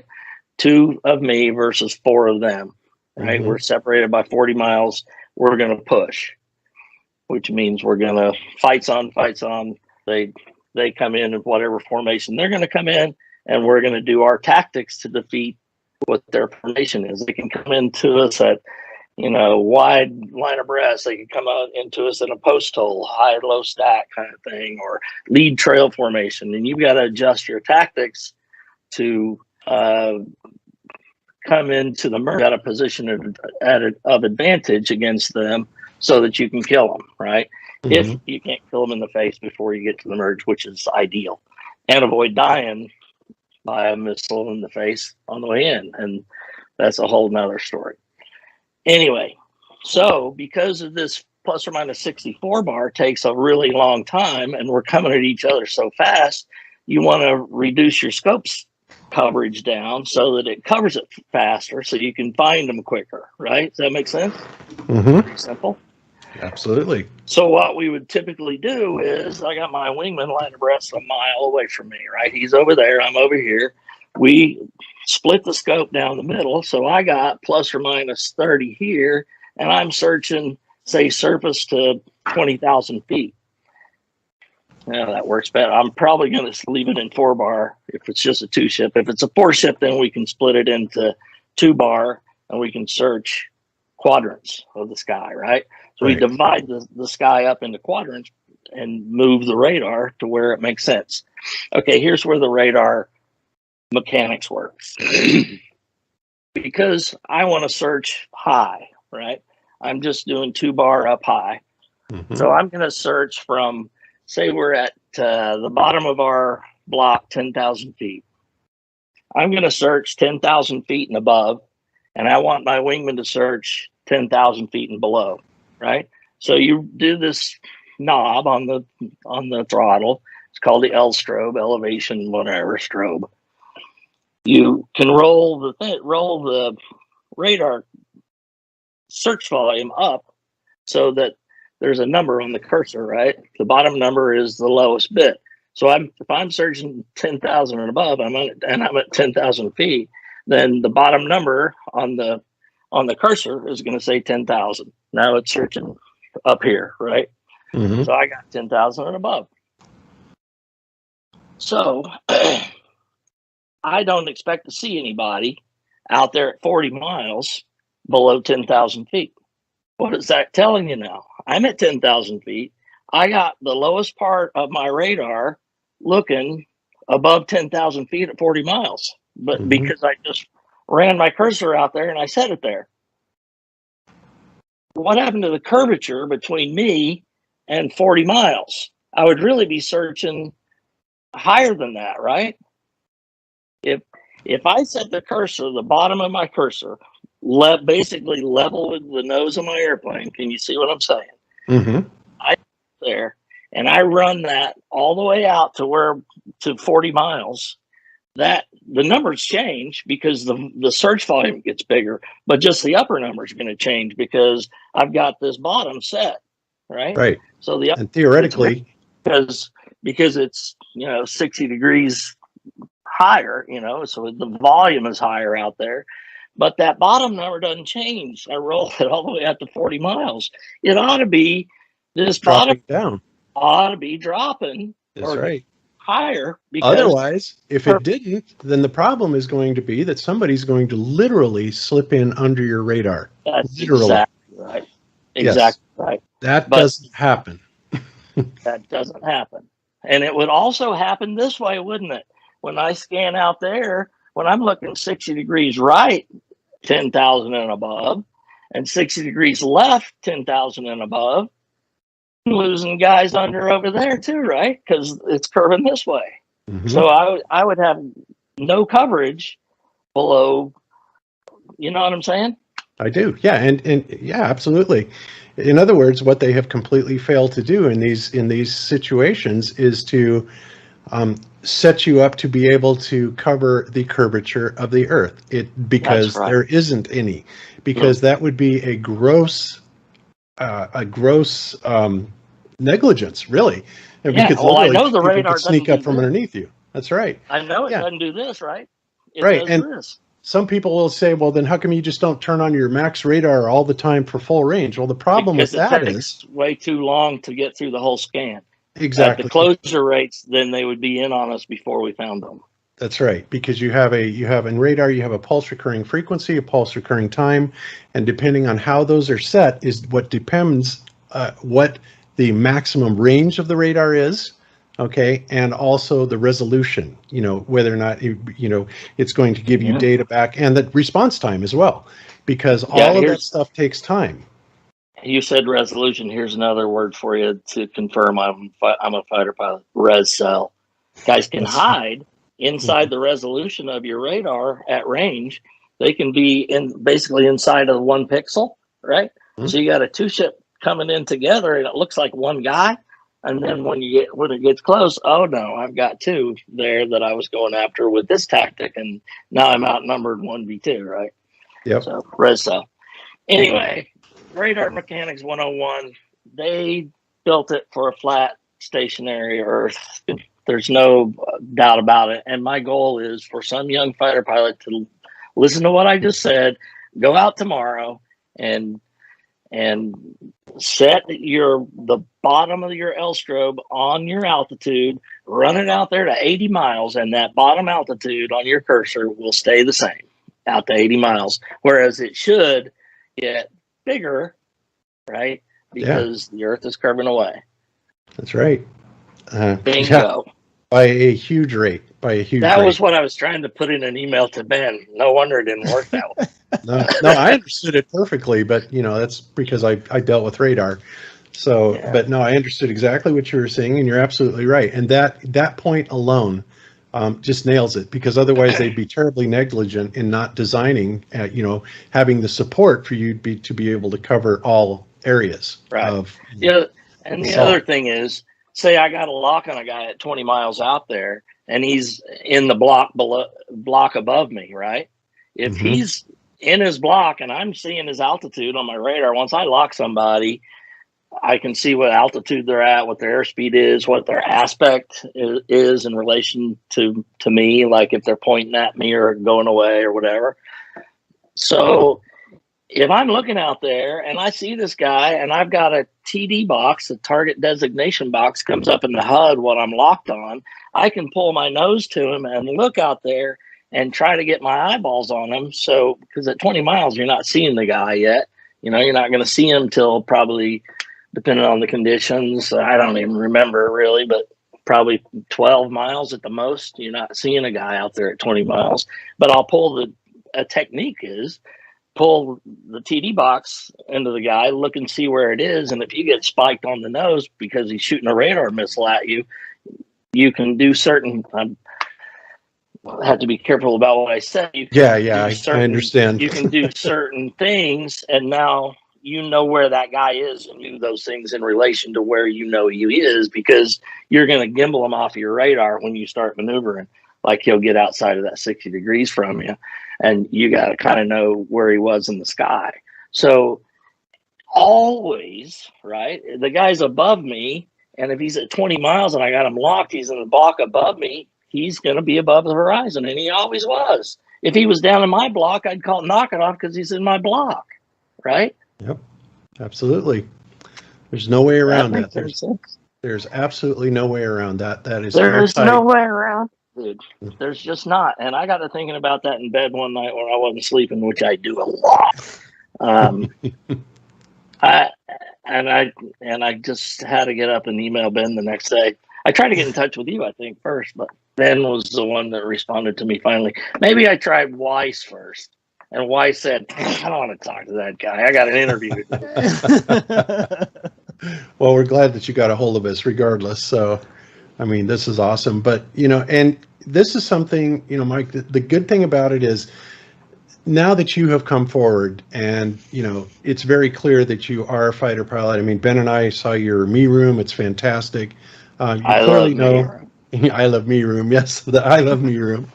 And well, we all know that. I mean, fighter pilots have to have an extremely high opinion of themselves. They have to be incredibly confident. So I get it. I get the psychology. I really do. And but I'm not really that way. You just have to have that. I know. But when we're all young men in our 20s and 30s, we're a lot cockier, and life just is. Ask my wife. Yeah, exactly. So, I mean, I totally get that. And, watch the movie Top Gun, right? I mean, that's what it's about. These guys are great full movie, of themselves. totally unrealistic scenes, but great movie. I know. Yeah, well, that's Hollywood for you. Yeah. But yeah, I mean, people are going to see this and they're going to say, you know what? I think it's time for me to stand up and start talking, because, what we're seeing going on in the world right now, in so many arenas it's scary. It just That's is. my great motivator, Bob, is that I'm just tired of all the lies, man. You cannot look at anything without deception in it. And now you're MO'd. If you look at something on Breitbart or whatever, what are they trying to feed me? It's not just Democrat and Republican, it's everything. What are they trying to push me into? This whole UFO thing. Yeah, that's the next thing that I think, because the elite are fully aware that we're coming, the truthers are coming down on them all around them in every aspect, from 9/11 all the way forward, all of these events that have happened. And so now, obviously, the next thing they have to do is something that cannot necessarily bring blame or suspicion upon them. Yeah. And that's what. And bring that one world, the world has to come together to fight this common enemy thing. Yep. Right. And Reagan Werner nailed von it. Braun told that lady that Dr. Carol this Rosen. is what was going to happen. It's been the plan, man. That's crazy. Ben, you're smiling. What do you want? No, I was trying to reel you back in. But one of those we've talked a lot about a lot of different subjects, but one of those I wanted you to cover is Coriolis. I've been doing quite a bit of research on German bombers, and one of the things they calculated everything: airspeed, directions, very detailed. How wind speed, elevations, everything had to be very exact in order to drop a bomb without actually seeing the target. But one thing they never considered was Coriolis, and that's something I wanted you to talk about. Is how much adjustments did you have to make on your bombing runs for Coriolis?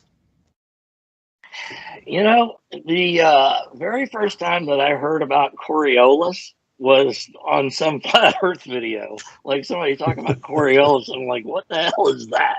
Coriolis. Now, let me tell you something.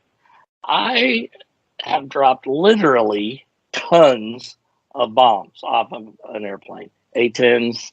I've shot thousands of rockets off of OD-10s. Shot rockets off of Vipers.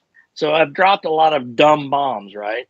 All that stuff goes out the window, right? When you're dropping laser LGBs, laser guided bombs or whatever, if you're guiding them, or missiles, surface air missiles or whatever, air to surface missiles. All that guidance stuff takes this whole argument out of the picture. But I've literally dropped tons and tons of dumb bombs. As a side note, our practice bombs are called BDU 33s. 33. Illuminati confirmed. Yes. Actually, I think they're 33-pound bomb dummy units. 33. 33 Anyway, bomb little dummy units. blue bombs with a shotgun charge in it. And I did a lot of manual bombing in the A-10. I was flying the A-10 before INS. I even flew some A-10s before they had ILS, instrument landing system, but INS, inertial navigation system. We had ring laser gyro jets and some that were standard gyros. I don't know, whatever. He always wanted the ring laser gyro jets because they were supposed to be better, but still, all of the INSs sucked back in the early 80s. You had to update them or they would drift like 3 miles on a mission because you're maneuvering, they get off. So you'd have to fly over a known point and reel it back into where you are. But I grew up a map to ground guy, time, distance, and heading guy. So anyway, tons and tons of bombs, and all different, from 60-degree dive bombs, 30-degree dive bombs, 20-degree, low angle, 10-degree, and from all kinds of situations back in the day. Dang it. There's another one. We used to think that the way we were going to go fight a war was low altitude, flying under the radar, in the ground clutter, so you could defeat SAMs and stuff. So in the HOG, in the A-10, we were low altitude kings. I mean, you could get checked out in certain situations to 100 feet. So you're rooting around at 100 feet, low ass altitude, and a typical bombing run was done out of a pop pattern. So you would action at a certain distance away from the target. You'd turn so many, like 30 degrees or 45 degrees or whatever it was, depending on what you're trying to accomplish, and pop up. And then you'd have a pull down altitude and an apex altitude. And you'd have to roll out right on like the numbers, or you're going to miss because it's just a dumb bomb. It's going to come off when, the geometry says it's going to hit the target, and all that stuff is figured out for you. And you're supposed to fly exactly the profile and be exactly on airspeed, have the pipper on the target. And we used to have a saying, all you got to do is put the thing on the thing and press the thing. And So basically, Ben, what he's saying is that no Coriolis. There is no Coriolis, and that's why he didn't even know what it was until it came up. Yeah, no Coriolis. Long story short, I'll shut up and quit telling that story. No, it's true. Literally tons and tons, and strafe. Oh, okay. That's a 30 millimeter casing, right? That's the A-10 bullet, right? Mm-hmm. It would shoot Man, this is really reaching back deep into the recesses of my mind, but it would shoot like really close to 100 rounds per second. I think it was 80 rounds per second. It was a 7-barrel Gatling gun, right? So it would go real fast. You could actually see the vapor trail of the bullets from the cockpit. But you could get about a 75% accuracy from a mile. And that's putting the gun cross on the target, right? Maybe correcting for a little bit of wind, but never Coriolis. Nope, never Coriolis.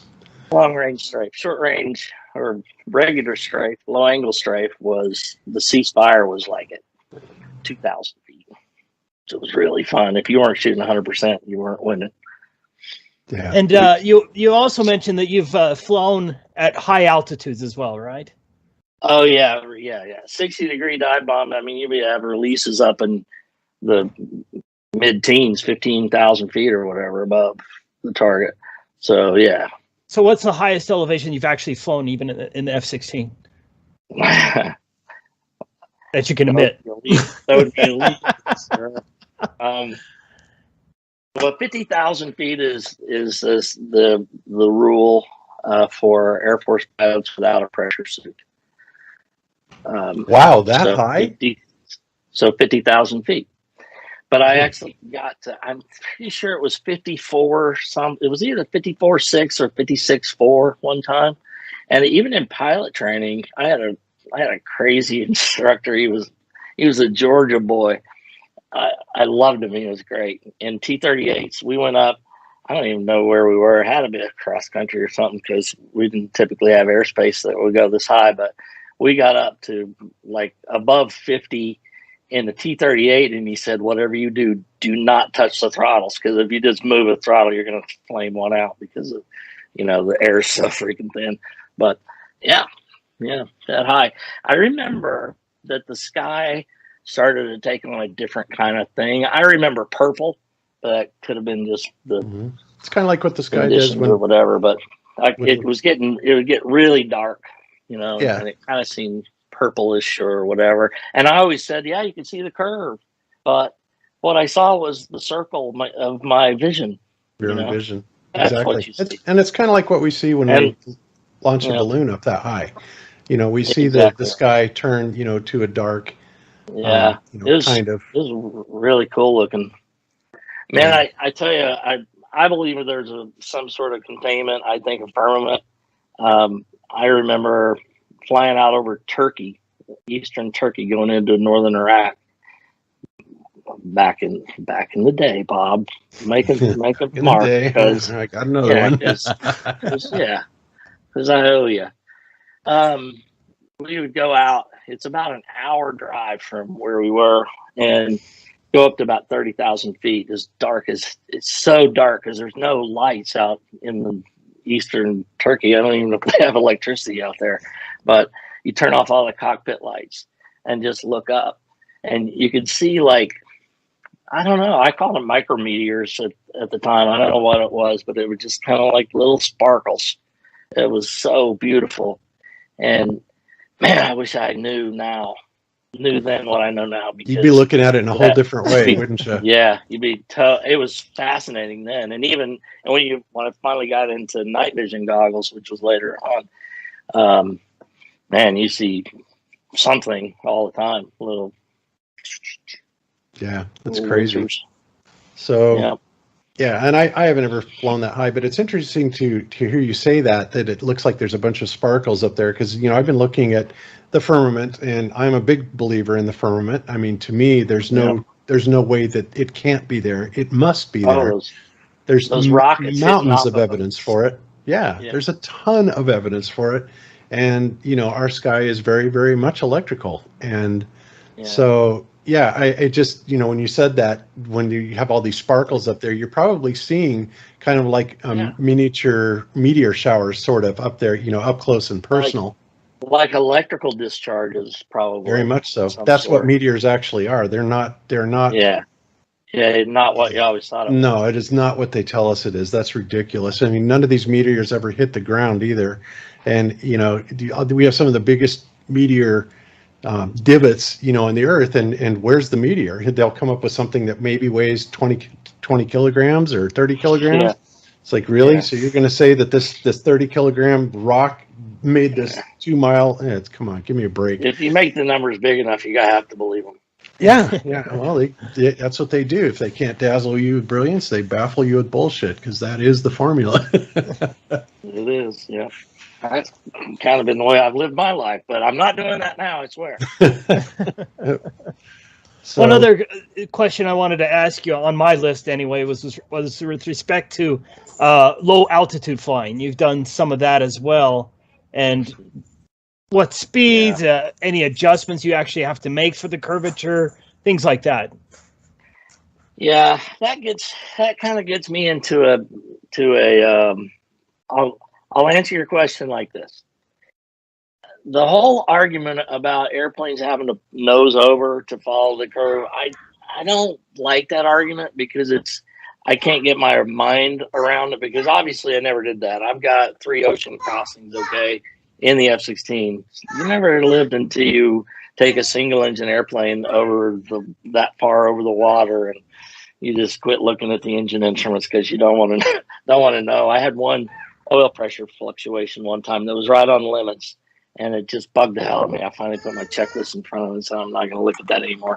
But anyway, I'm answering your question, I swear. Never nosed over in 10, 11 hours of flight, right? But I think that there could be an argument that, you know, all altitude is what the altitude readout on your altimeter. To be in straight and level flight, you're just in a pressure differential from where you took off, right? I mean, you set an altimeter 299 or 2 once you get above 10,000 feet, and you fly that altitude. Well, you always got, at your cruising airspeed, there's always some AOA set, right? Angle of attack. So you're never nose pointing longitudinally parallel to the horizon. You're usually, you know, in some attitude like this was a certain amount of AOA. And, you know, who's to say I'm not trimmed up to follow that pressure gradient? well, I can tell you why. I can tell you why. Well, I'm sure you can, Bob. Because I have. I just don't like the argument, because I can't get my head around it and argue it concisely, right? Right. Well, I'm sure first of all, the reason that you never, you know, had to make the adjustment for it is because it's not the earth there. is flat. All right. I get that. I know that. That's the no-brainer part of it. I get Now, it. secondly, the gyroscopes, the gyroscopic claim to fame is, of course, rigidity in space. And of course, you know, and I did this. I actually took a gyro on a plane, commercial flight to Maui from Denver, right? And I think I calculated something like 35. I can't remember what it was, that it should have actually rolled over or precessed. And of course it didn't, and yet you can put them on like a 7-day recorder, which is something as low as a 1.2 degree per hour, you know, change of angle. And of course, remember, they're trying to tell us that gyroscopes, well, they're never sensitive enough to pick up the 15 degrees per hour. Not only is that complete nonsense, but we were actually able to do it at 1.2 degrees per hour, and we did it with incredible accuracy. So regardless of, you know, whether or not you would notice it or you would see anything in your rate of climb indicators, the gyroscope is going to register that pitch change, point blank. There's no way around it. Well, I agree with you. I mean, the flight path marker is on the horizon whenever you're straight and level, and it was there all the time. And, you know, I've got attitude hold on. So let me go further with my answer to this question, though. Okay. I see where this comes into play at low altitude over the water, very low altitude over the water at high speeds. And I have been there. I have done very low altitude above the water in protected airspace or northern Iraq. It's near the Mach, 0.95 Mach. And I feel that if you were flying at 0.95 Mach is roughly 9.5 miles a minute. That was our planning factor. Mach 1 is 10 miles a minute. It's not really, but it's close. So at 9.5 miles a minute, I think I probably would have had to be a little bit light in the seat to stay very low, right? Yes. To Yes. hug the water, and that didn't happen. And I did that for quite a while over a lake for probably 20 miles.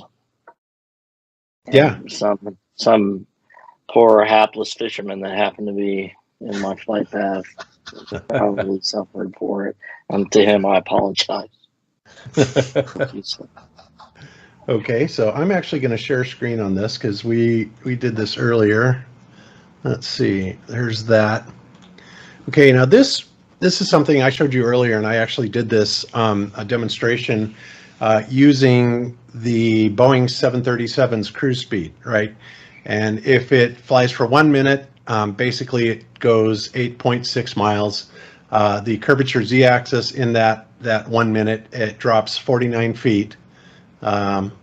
Z-axis in miles 0.0094. Basically, I just put it on there. So the average foot per minute drop would be 49.8336, right? Then I decided to do it. Well, let's just double the speed of that, because it just so happens that if you double the speed of a 737, it turns out to be exactly the rotational speed of the Earth, right?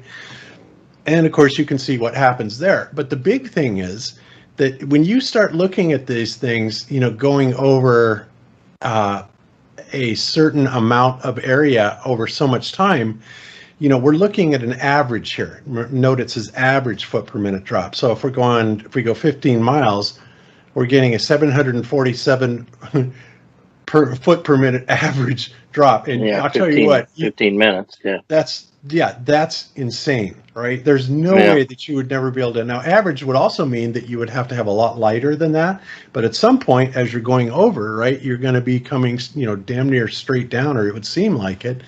And so this is actually how the math works out on the z-axis. And we know this doesn't happen, but yet the geometry absolutely demands it. So now what they're doing is they are coming out and they're saying, well, then what's happening is the 8 inches per mile squared is not accurate, and the problem with it is because it is being calculated based on a parabola. And of course, my response to that is, let me go back over to here, is this, okay? So, and in fact, Dave Weiss is having a discussion against some scientists, physicists with Eddie Bravo. And he said, well, what do you do with these people? They're denying all of the 8 inches per mile square measurements. And I told him, I said, David, just tell him to do the math. And then to tell him what he gets, ask him what he gets for these distances as far as curvature. And you can compare it then to 3 different methodologies that I put out here. 8 inches per mile squared using the Sagitta or AutoCAD, okay? And as you can see, these things are all really good. Even if you go up to 500 miles, 31.53 miles, 31.57, 31.7, it's just a couple of tenths off, right, as far as curvature. So it's good now at 500 miles, even at 1,000 miles, we're no more than a mile off, right? So they cannot deny this. I mean, it checks out in every conceivable mathematical permutation, right? It just is what it is, and you cannot take that away from it. And so now they're trying to, first they denied that, the horizon existed, right? The geometric horizon. Well, you can't see it. Now they're denying the 8 inches per mile squared.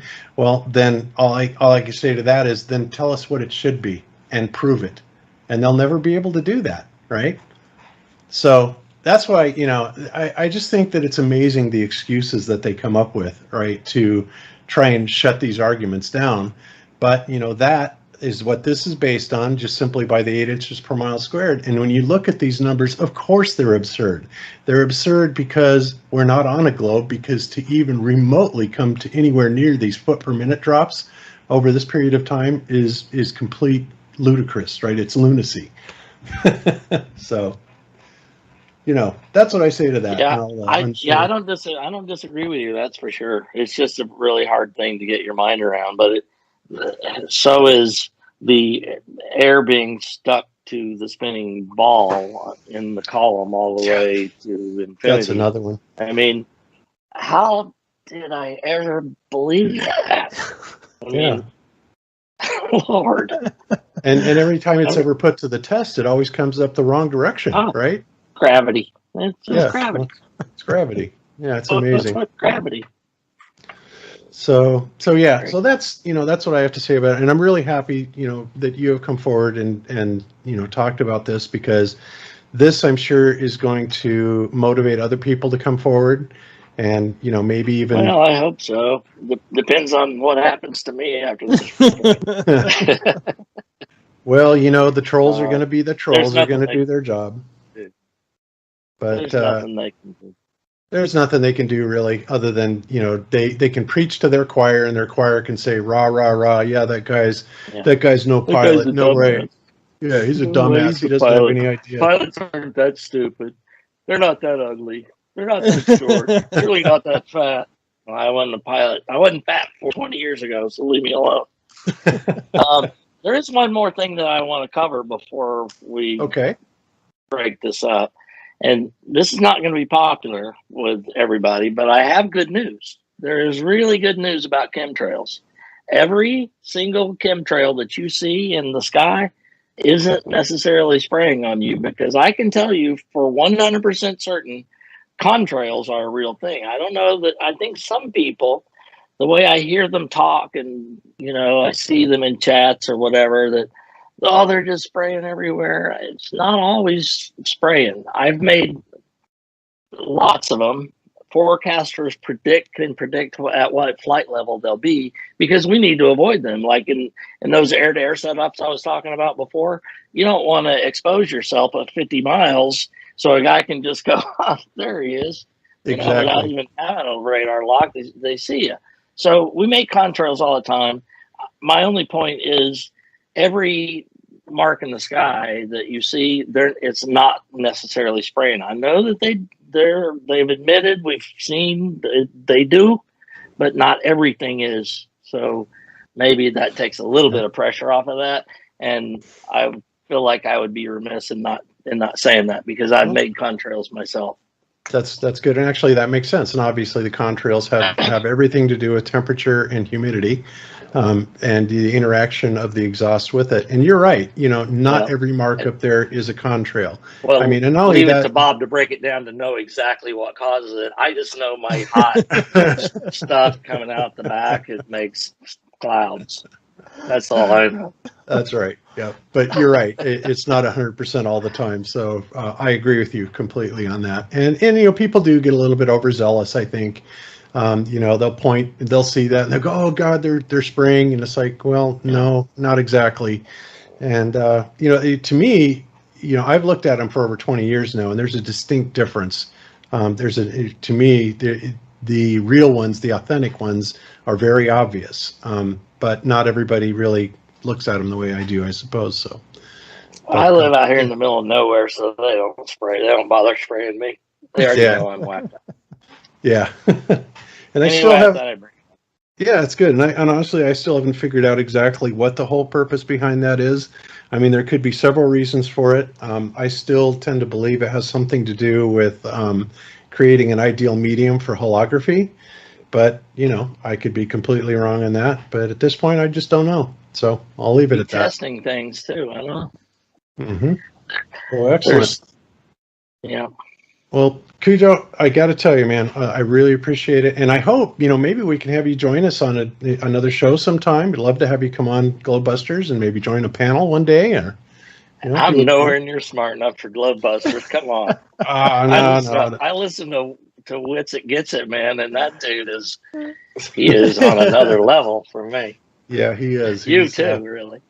I think Ben and I might be able to have a conversation over in the corner. As long as he doesn't start talking lawyer on me, I'll be all right. Yeah. Ben's no dummy either, believe me. I think all the guys on the Globebusters team are pretty smart. So it's a good group of guys. So I agree, 100%. I was laid up for a few years and was able to deep dive into things. I caught up on a lot of episodes of Globebusters and all of Ben's stuff.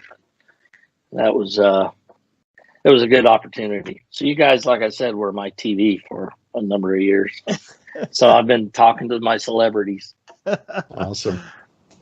Well, it's been so awesome to talk with you, Mike, and thank you so much for doing this. I actually feel bad for the coming trolls that are going to be attacking you, and all I can say is I'm sorry, but it's not my fault. But I know it's coming, but I probably won't even look, to be honest. So they can knock themselves out. I don't care. I'm not going to look. I know my truth. I know you guys know who I am. So. Yes, and we do too. We got the grand tour, and there is no doubt in my mind you are exactly who you say you are. None. Yeah. So, yeah. Thank you. That's awesome.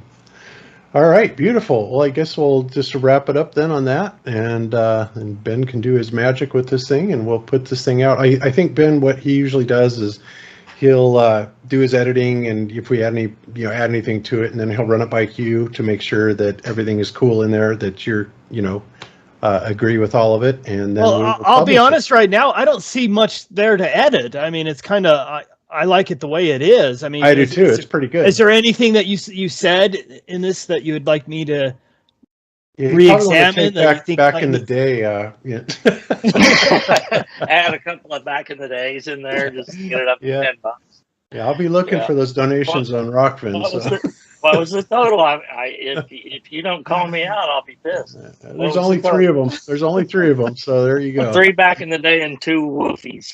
Yeah, 2 woofies. All right, okay. so I owe you $5. You watch it. Right. Fair enough. All right, man. And it's my honor to talk to you guys. I don't want to stop because I never get to talk to anybody about Flat Earth. As a matter of fact, I try to go as much time as possible without seeing another human being other than my brother and my wife. So, I don't get off the farm very often these days. Yeah, I understand. Well, you know what? You have my phone number and Skype, and feel free to contact me anytime. Yep. And you'll be sorry, Bob. I'm gonna be calling you up. Hey, Bob, I was thinking about this thing the other day.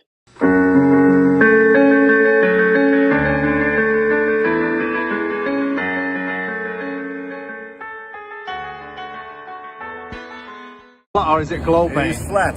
This is flat. Thank you very much, mate. God bless. A man asked the pilot if the Earth is flat. Can I talk to the pilot, please? Right here. You're the pilot? Hi. How long have you been flying for? For Delta, 21 years, but maybe 30 something. I want to know, because they say the pilots know a lot. Do you think the Earth is flat or no? I know it's flat. You know it's flat? How long have you been flying for, you said? Over 30 years. And when you tell people that, do they think you're crazy or no? Only one person. Only one person? Yeah. Are you a pilot? Yes, sir. One question. Okay. When you descend in the air, Yeah. do you dip or do you go straight? It's straight. Straight? A little more with the nose out. That's it. But straight. You don't dip into the... No. Okay, thank you so much. I appreciate you. You're welcome, sir. All Have a great day. Did you notice any curvature while we were up there? Curvature? No. No? There's no curvature? It's just all flat. The pilots. Is the Earth flat or round? Flat. Thanks. I'm with you. Because they tell us, that at least in the U.S., the ground's moving at about 700 miles an hour left to right. And I was thinking that's kind of odd if you're landing going north, or moving in the north direction. That's not, no. The ground looks to us like it's standing still. Yeah, not an issue, huh? Yeah, no. You could probably see the Rockies from Kansas. Wow. But if it's a clear day, but if it's smoky or hazy, obviously we can't see. Excuse me, guys. Hey. I have a question for you. Yeah. One of us can answer it. Do you guys adjust for curvature as you're flying through the air? The Earth is supposed to be a ball, right? Yeah. So should we be dipping down the nose of the plane to compensate for the curvature, or do you guys It's a long answer. It's a long answer. or do you fly on over a flat plane?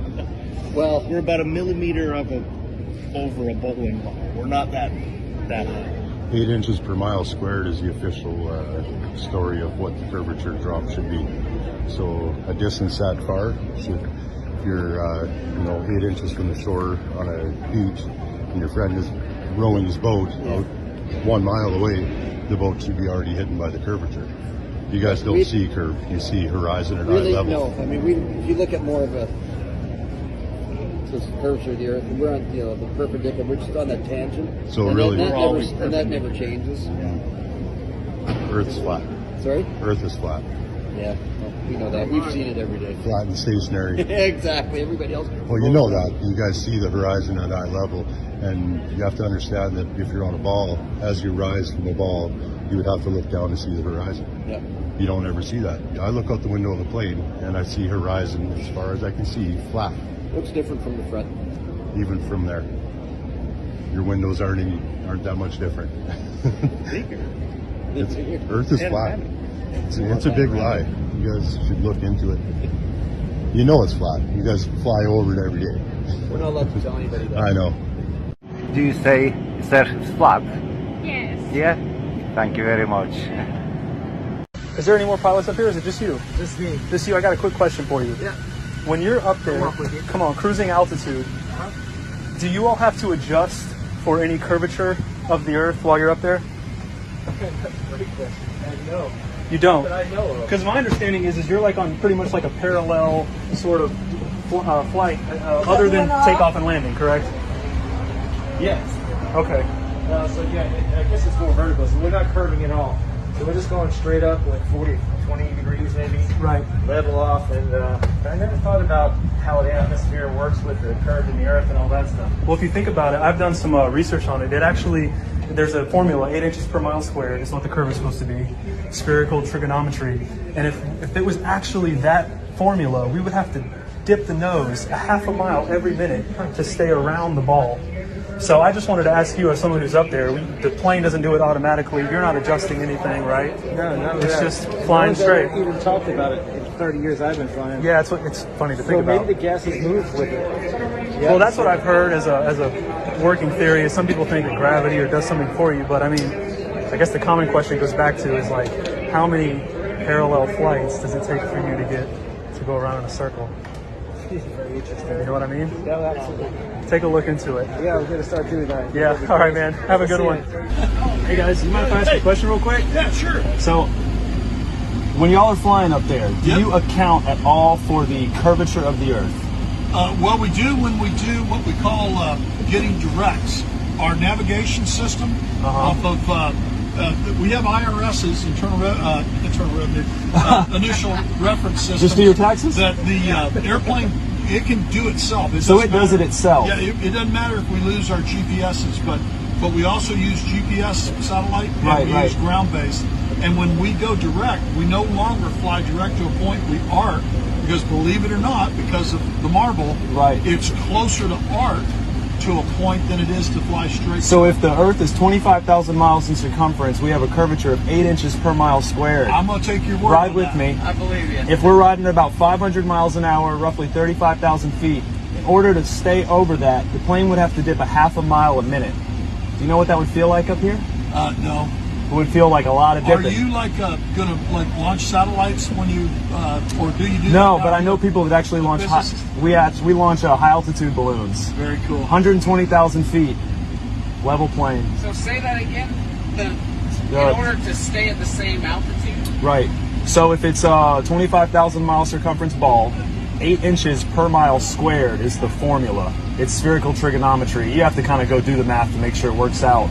But if you're traveling at that speed, we would have to dip a half a mile a minute just to stay over that.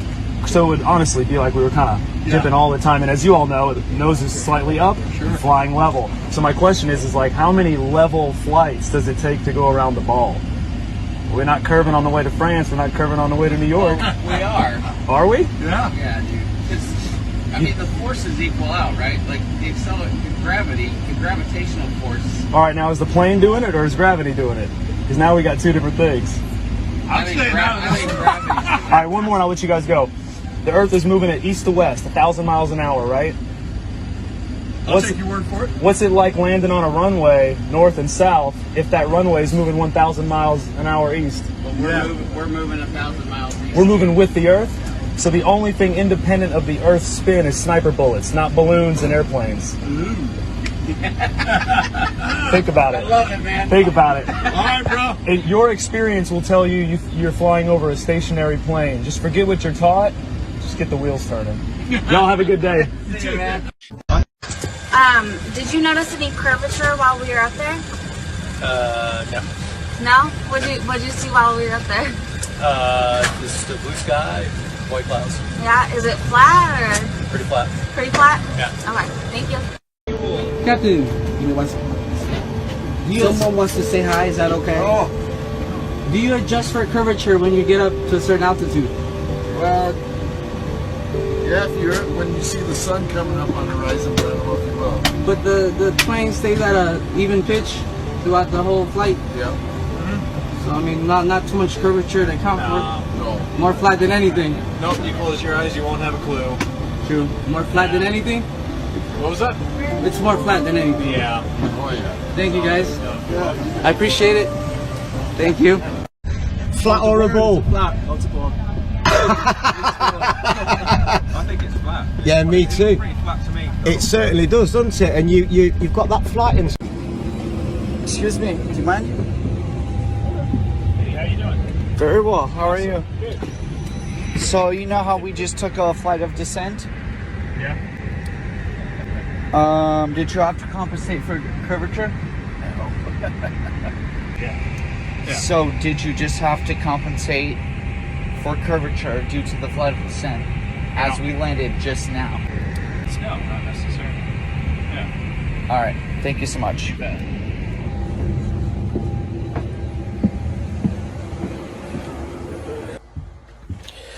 So the pilot just told me that the Earth is flat. Hey, I just want to say thanks for the smooth flight. Alright. I did have one question. Is there like a specific angle of downward tilt you have to fly at? 3 degrees. 3 degrees for the curvature of the Earth? Oh, for the Earth? Because, No, we just fly over the troposphere. Really? Yeah. Do you have to keep like kind of going down because? No, you actually have to nose up. It flies. Really? Because I was reading some stuff on the flat Earth that made a lot of sense. Have you looked into it? Which one? Sorry? I was reading a lot of stuff on the flat Earth. Okay, yeah. True. It's true? Yeah. Okay, Yeah. alright, cool. All Hey, right. God bless, brother. Alright, have a good one. You too. I'm a fellow, Casey Josh, I'm a fellow just PPL pilot here. Yeah, nice. I've got a couple of serious questions to ask you. Okay, here we go. Yeah, there's a big time. Curvature. Curvature? Yeah. Yep. We don't allow for curvature, do we? For anything, not for you usually. No, we're round, we're a disc, aren't we? Round and flat. Yeah. Sorry. Hey, look, honestly, quite seriously, Yeah. we are, aren't we? Yeah.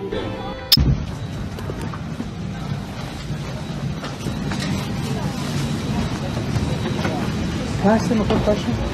Sure. Excuse me.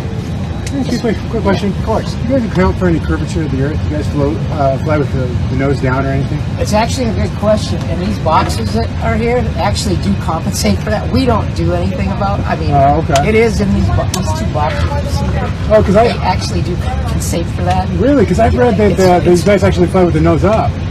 It is. It's up about anywhere from 1.5 to about 2 degrees. So you fly with the nose up. Yeah. So, Not. I mean, 1.5 to 2 degrees is not much, but it is up. so that means there's no curve because you would be flying with the nose down. Oh, that's. Yeah, but I mean, it's as it's moving, but yeah, that makes sense. You guys know it's So flat, right? The 78, right? So what's 78? The 787 actually flies flat though. Okay, so the 787 flies flat, but you guys fly with the nose up. On this? Yeah. Well, not every single minute, but yeah. If we're accelerating, it's flat, right? Right. All the time. About all the time. So there's nothing being compensated at that. Never nose down. Only when we're descending. Never nose down. I mean, we do come nose down. When you have to come down. Yeah. But if the Earth was a globe, you'd have to be nose down all the time, right?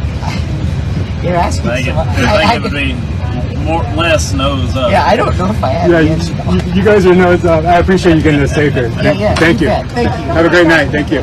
Sorry. Woo!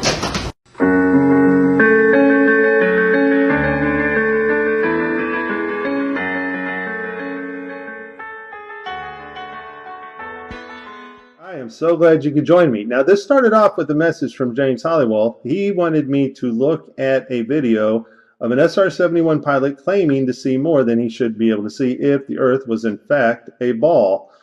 And I told James after watching the video that I would need the pilot's name and I would need to verify this story simply because in the past I have used other people's information and found it turned out to be false. And I don't want to mislead anybody, folks. So I super double check now before I make any video.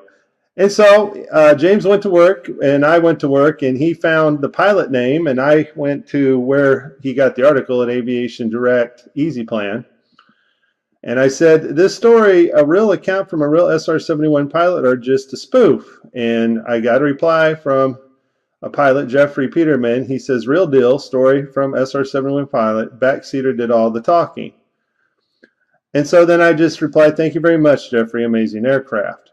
And so now I'm going to play you the part of what the pilot says, and then we're going to analyze his distances and show you that, in fact, the Earth is not a globe.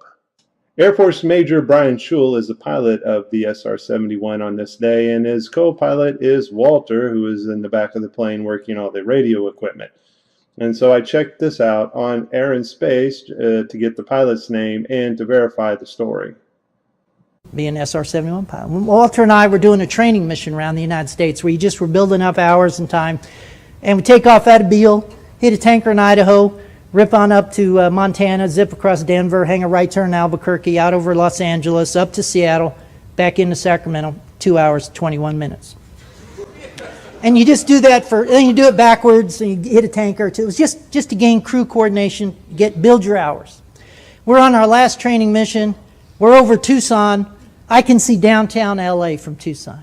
We're at 89,000 feet. I can see the whole western United States bathed in a warm October fall glow. SR-71 Air Force pilot Brian Schul states that he was flying above Tucson, Arizona at 89,000 feet, and he was able to see Los Angeles and the whole western seaboard. Now, of course, this is not possible if the Earth is in fact a spinning ball, because Brian Schul's max view distance would have only been 365 miles, Los Angeles being covered up by 9,970 feet of curved Earth. Let's continue. I can see the chain of Rocky Mountains from Canada to New Mexico. Oh, what was that, Brian? Did you just say you could see all the Rocky Mountains from New Mexico to Canada? I can see the chain of Rocky Mountains from Canada to New Mexico. I guess Brian did say that. So, from the tip of New Mexico to the very edge of Canada is 1,150 miles. Now, I'm assuming Brian was still flying over Tucson when he saw the Rocky Mountains, but even if he wasn't and was in the middle of the Rocky Mountains, his max view distance would not allow him to see either New Mexico or Canada, simply because the Earth is supposed to be curved. If Brian was still flying over Tucson, Arizona, and saw the Rockies extend from New Mexico to Canada, that's 77 miles of missing curved Earth. If he was in the center of the Rockies, he still only has a max view at 365 miles at 89,000 feet. Folks, throw your globes in the trash, wipe the tears away. The Earth is flat, proven by the United States Air Force.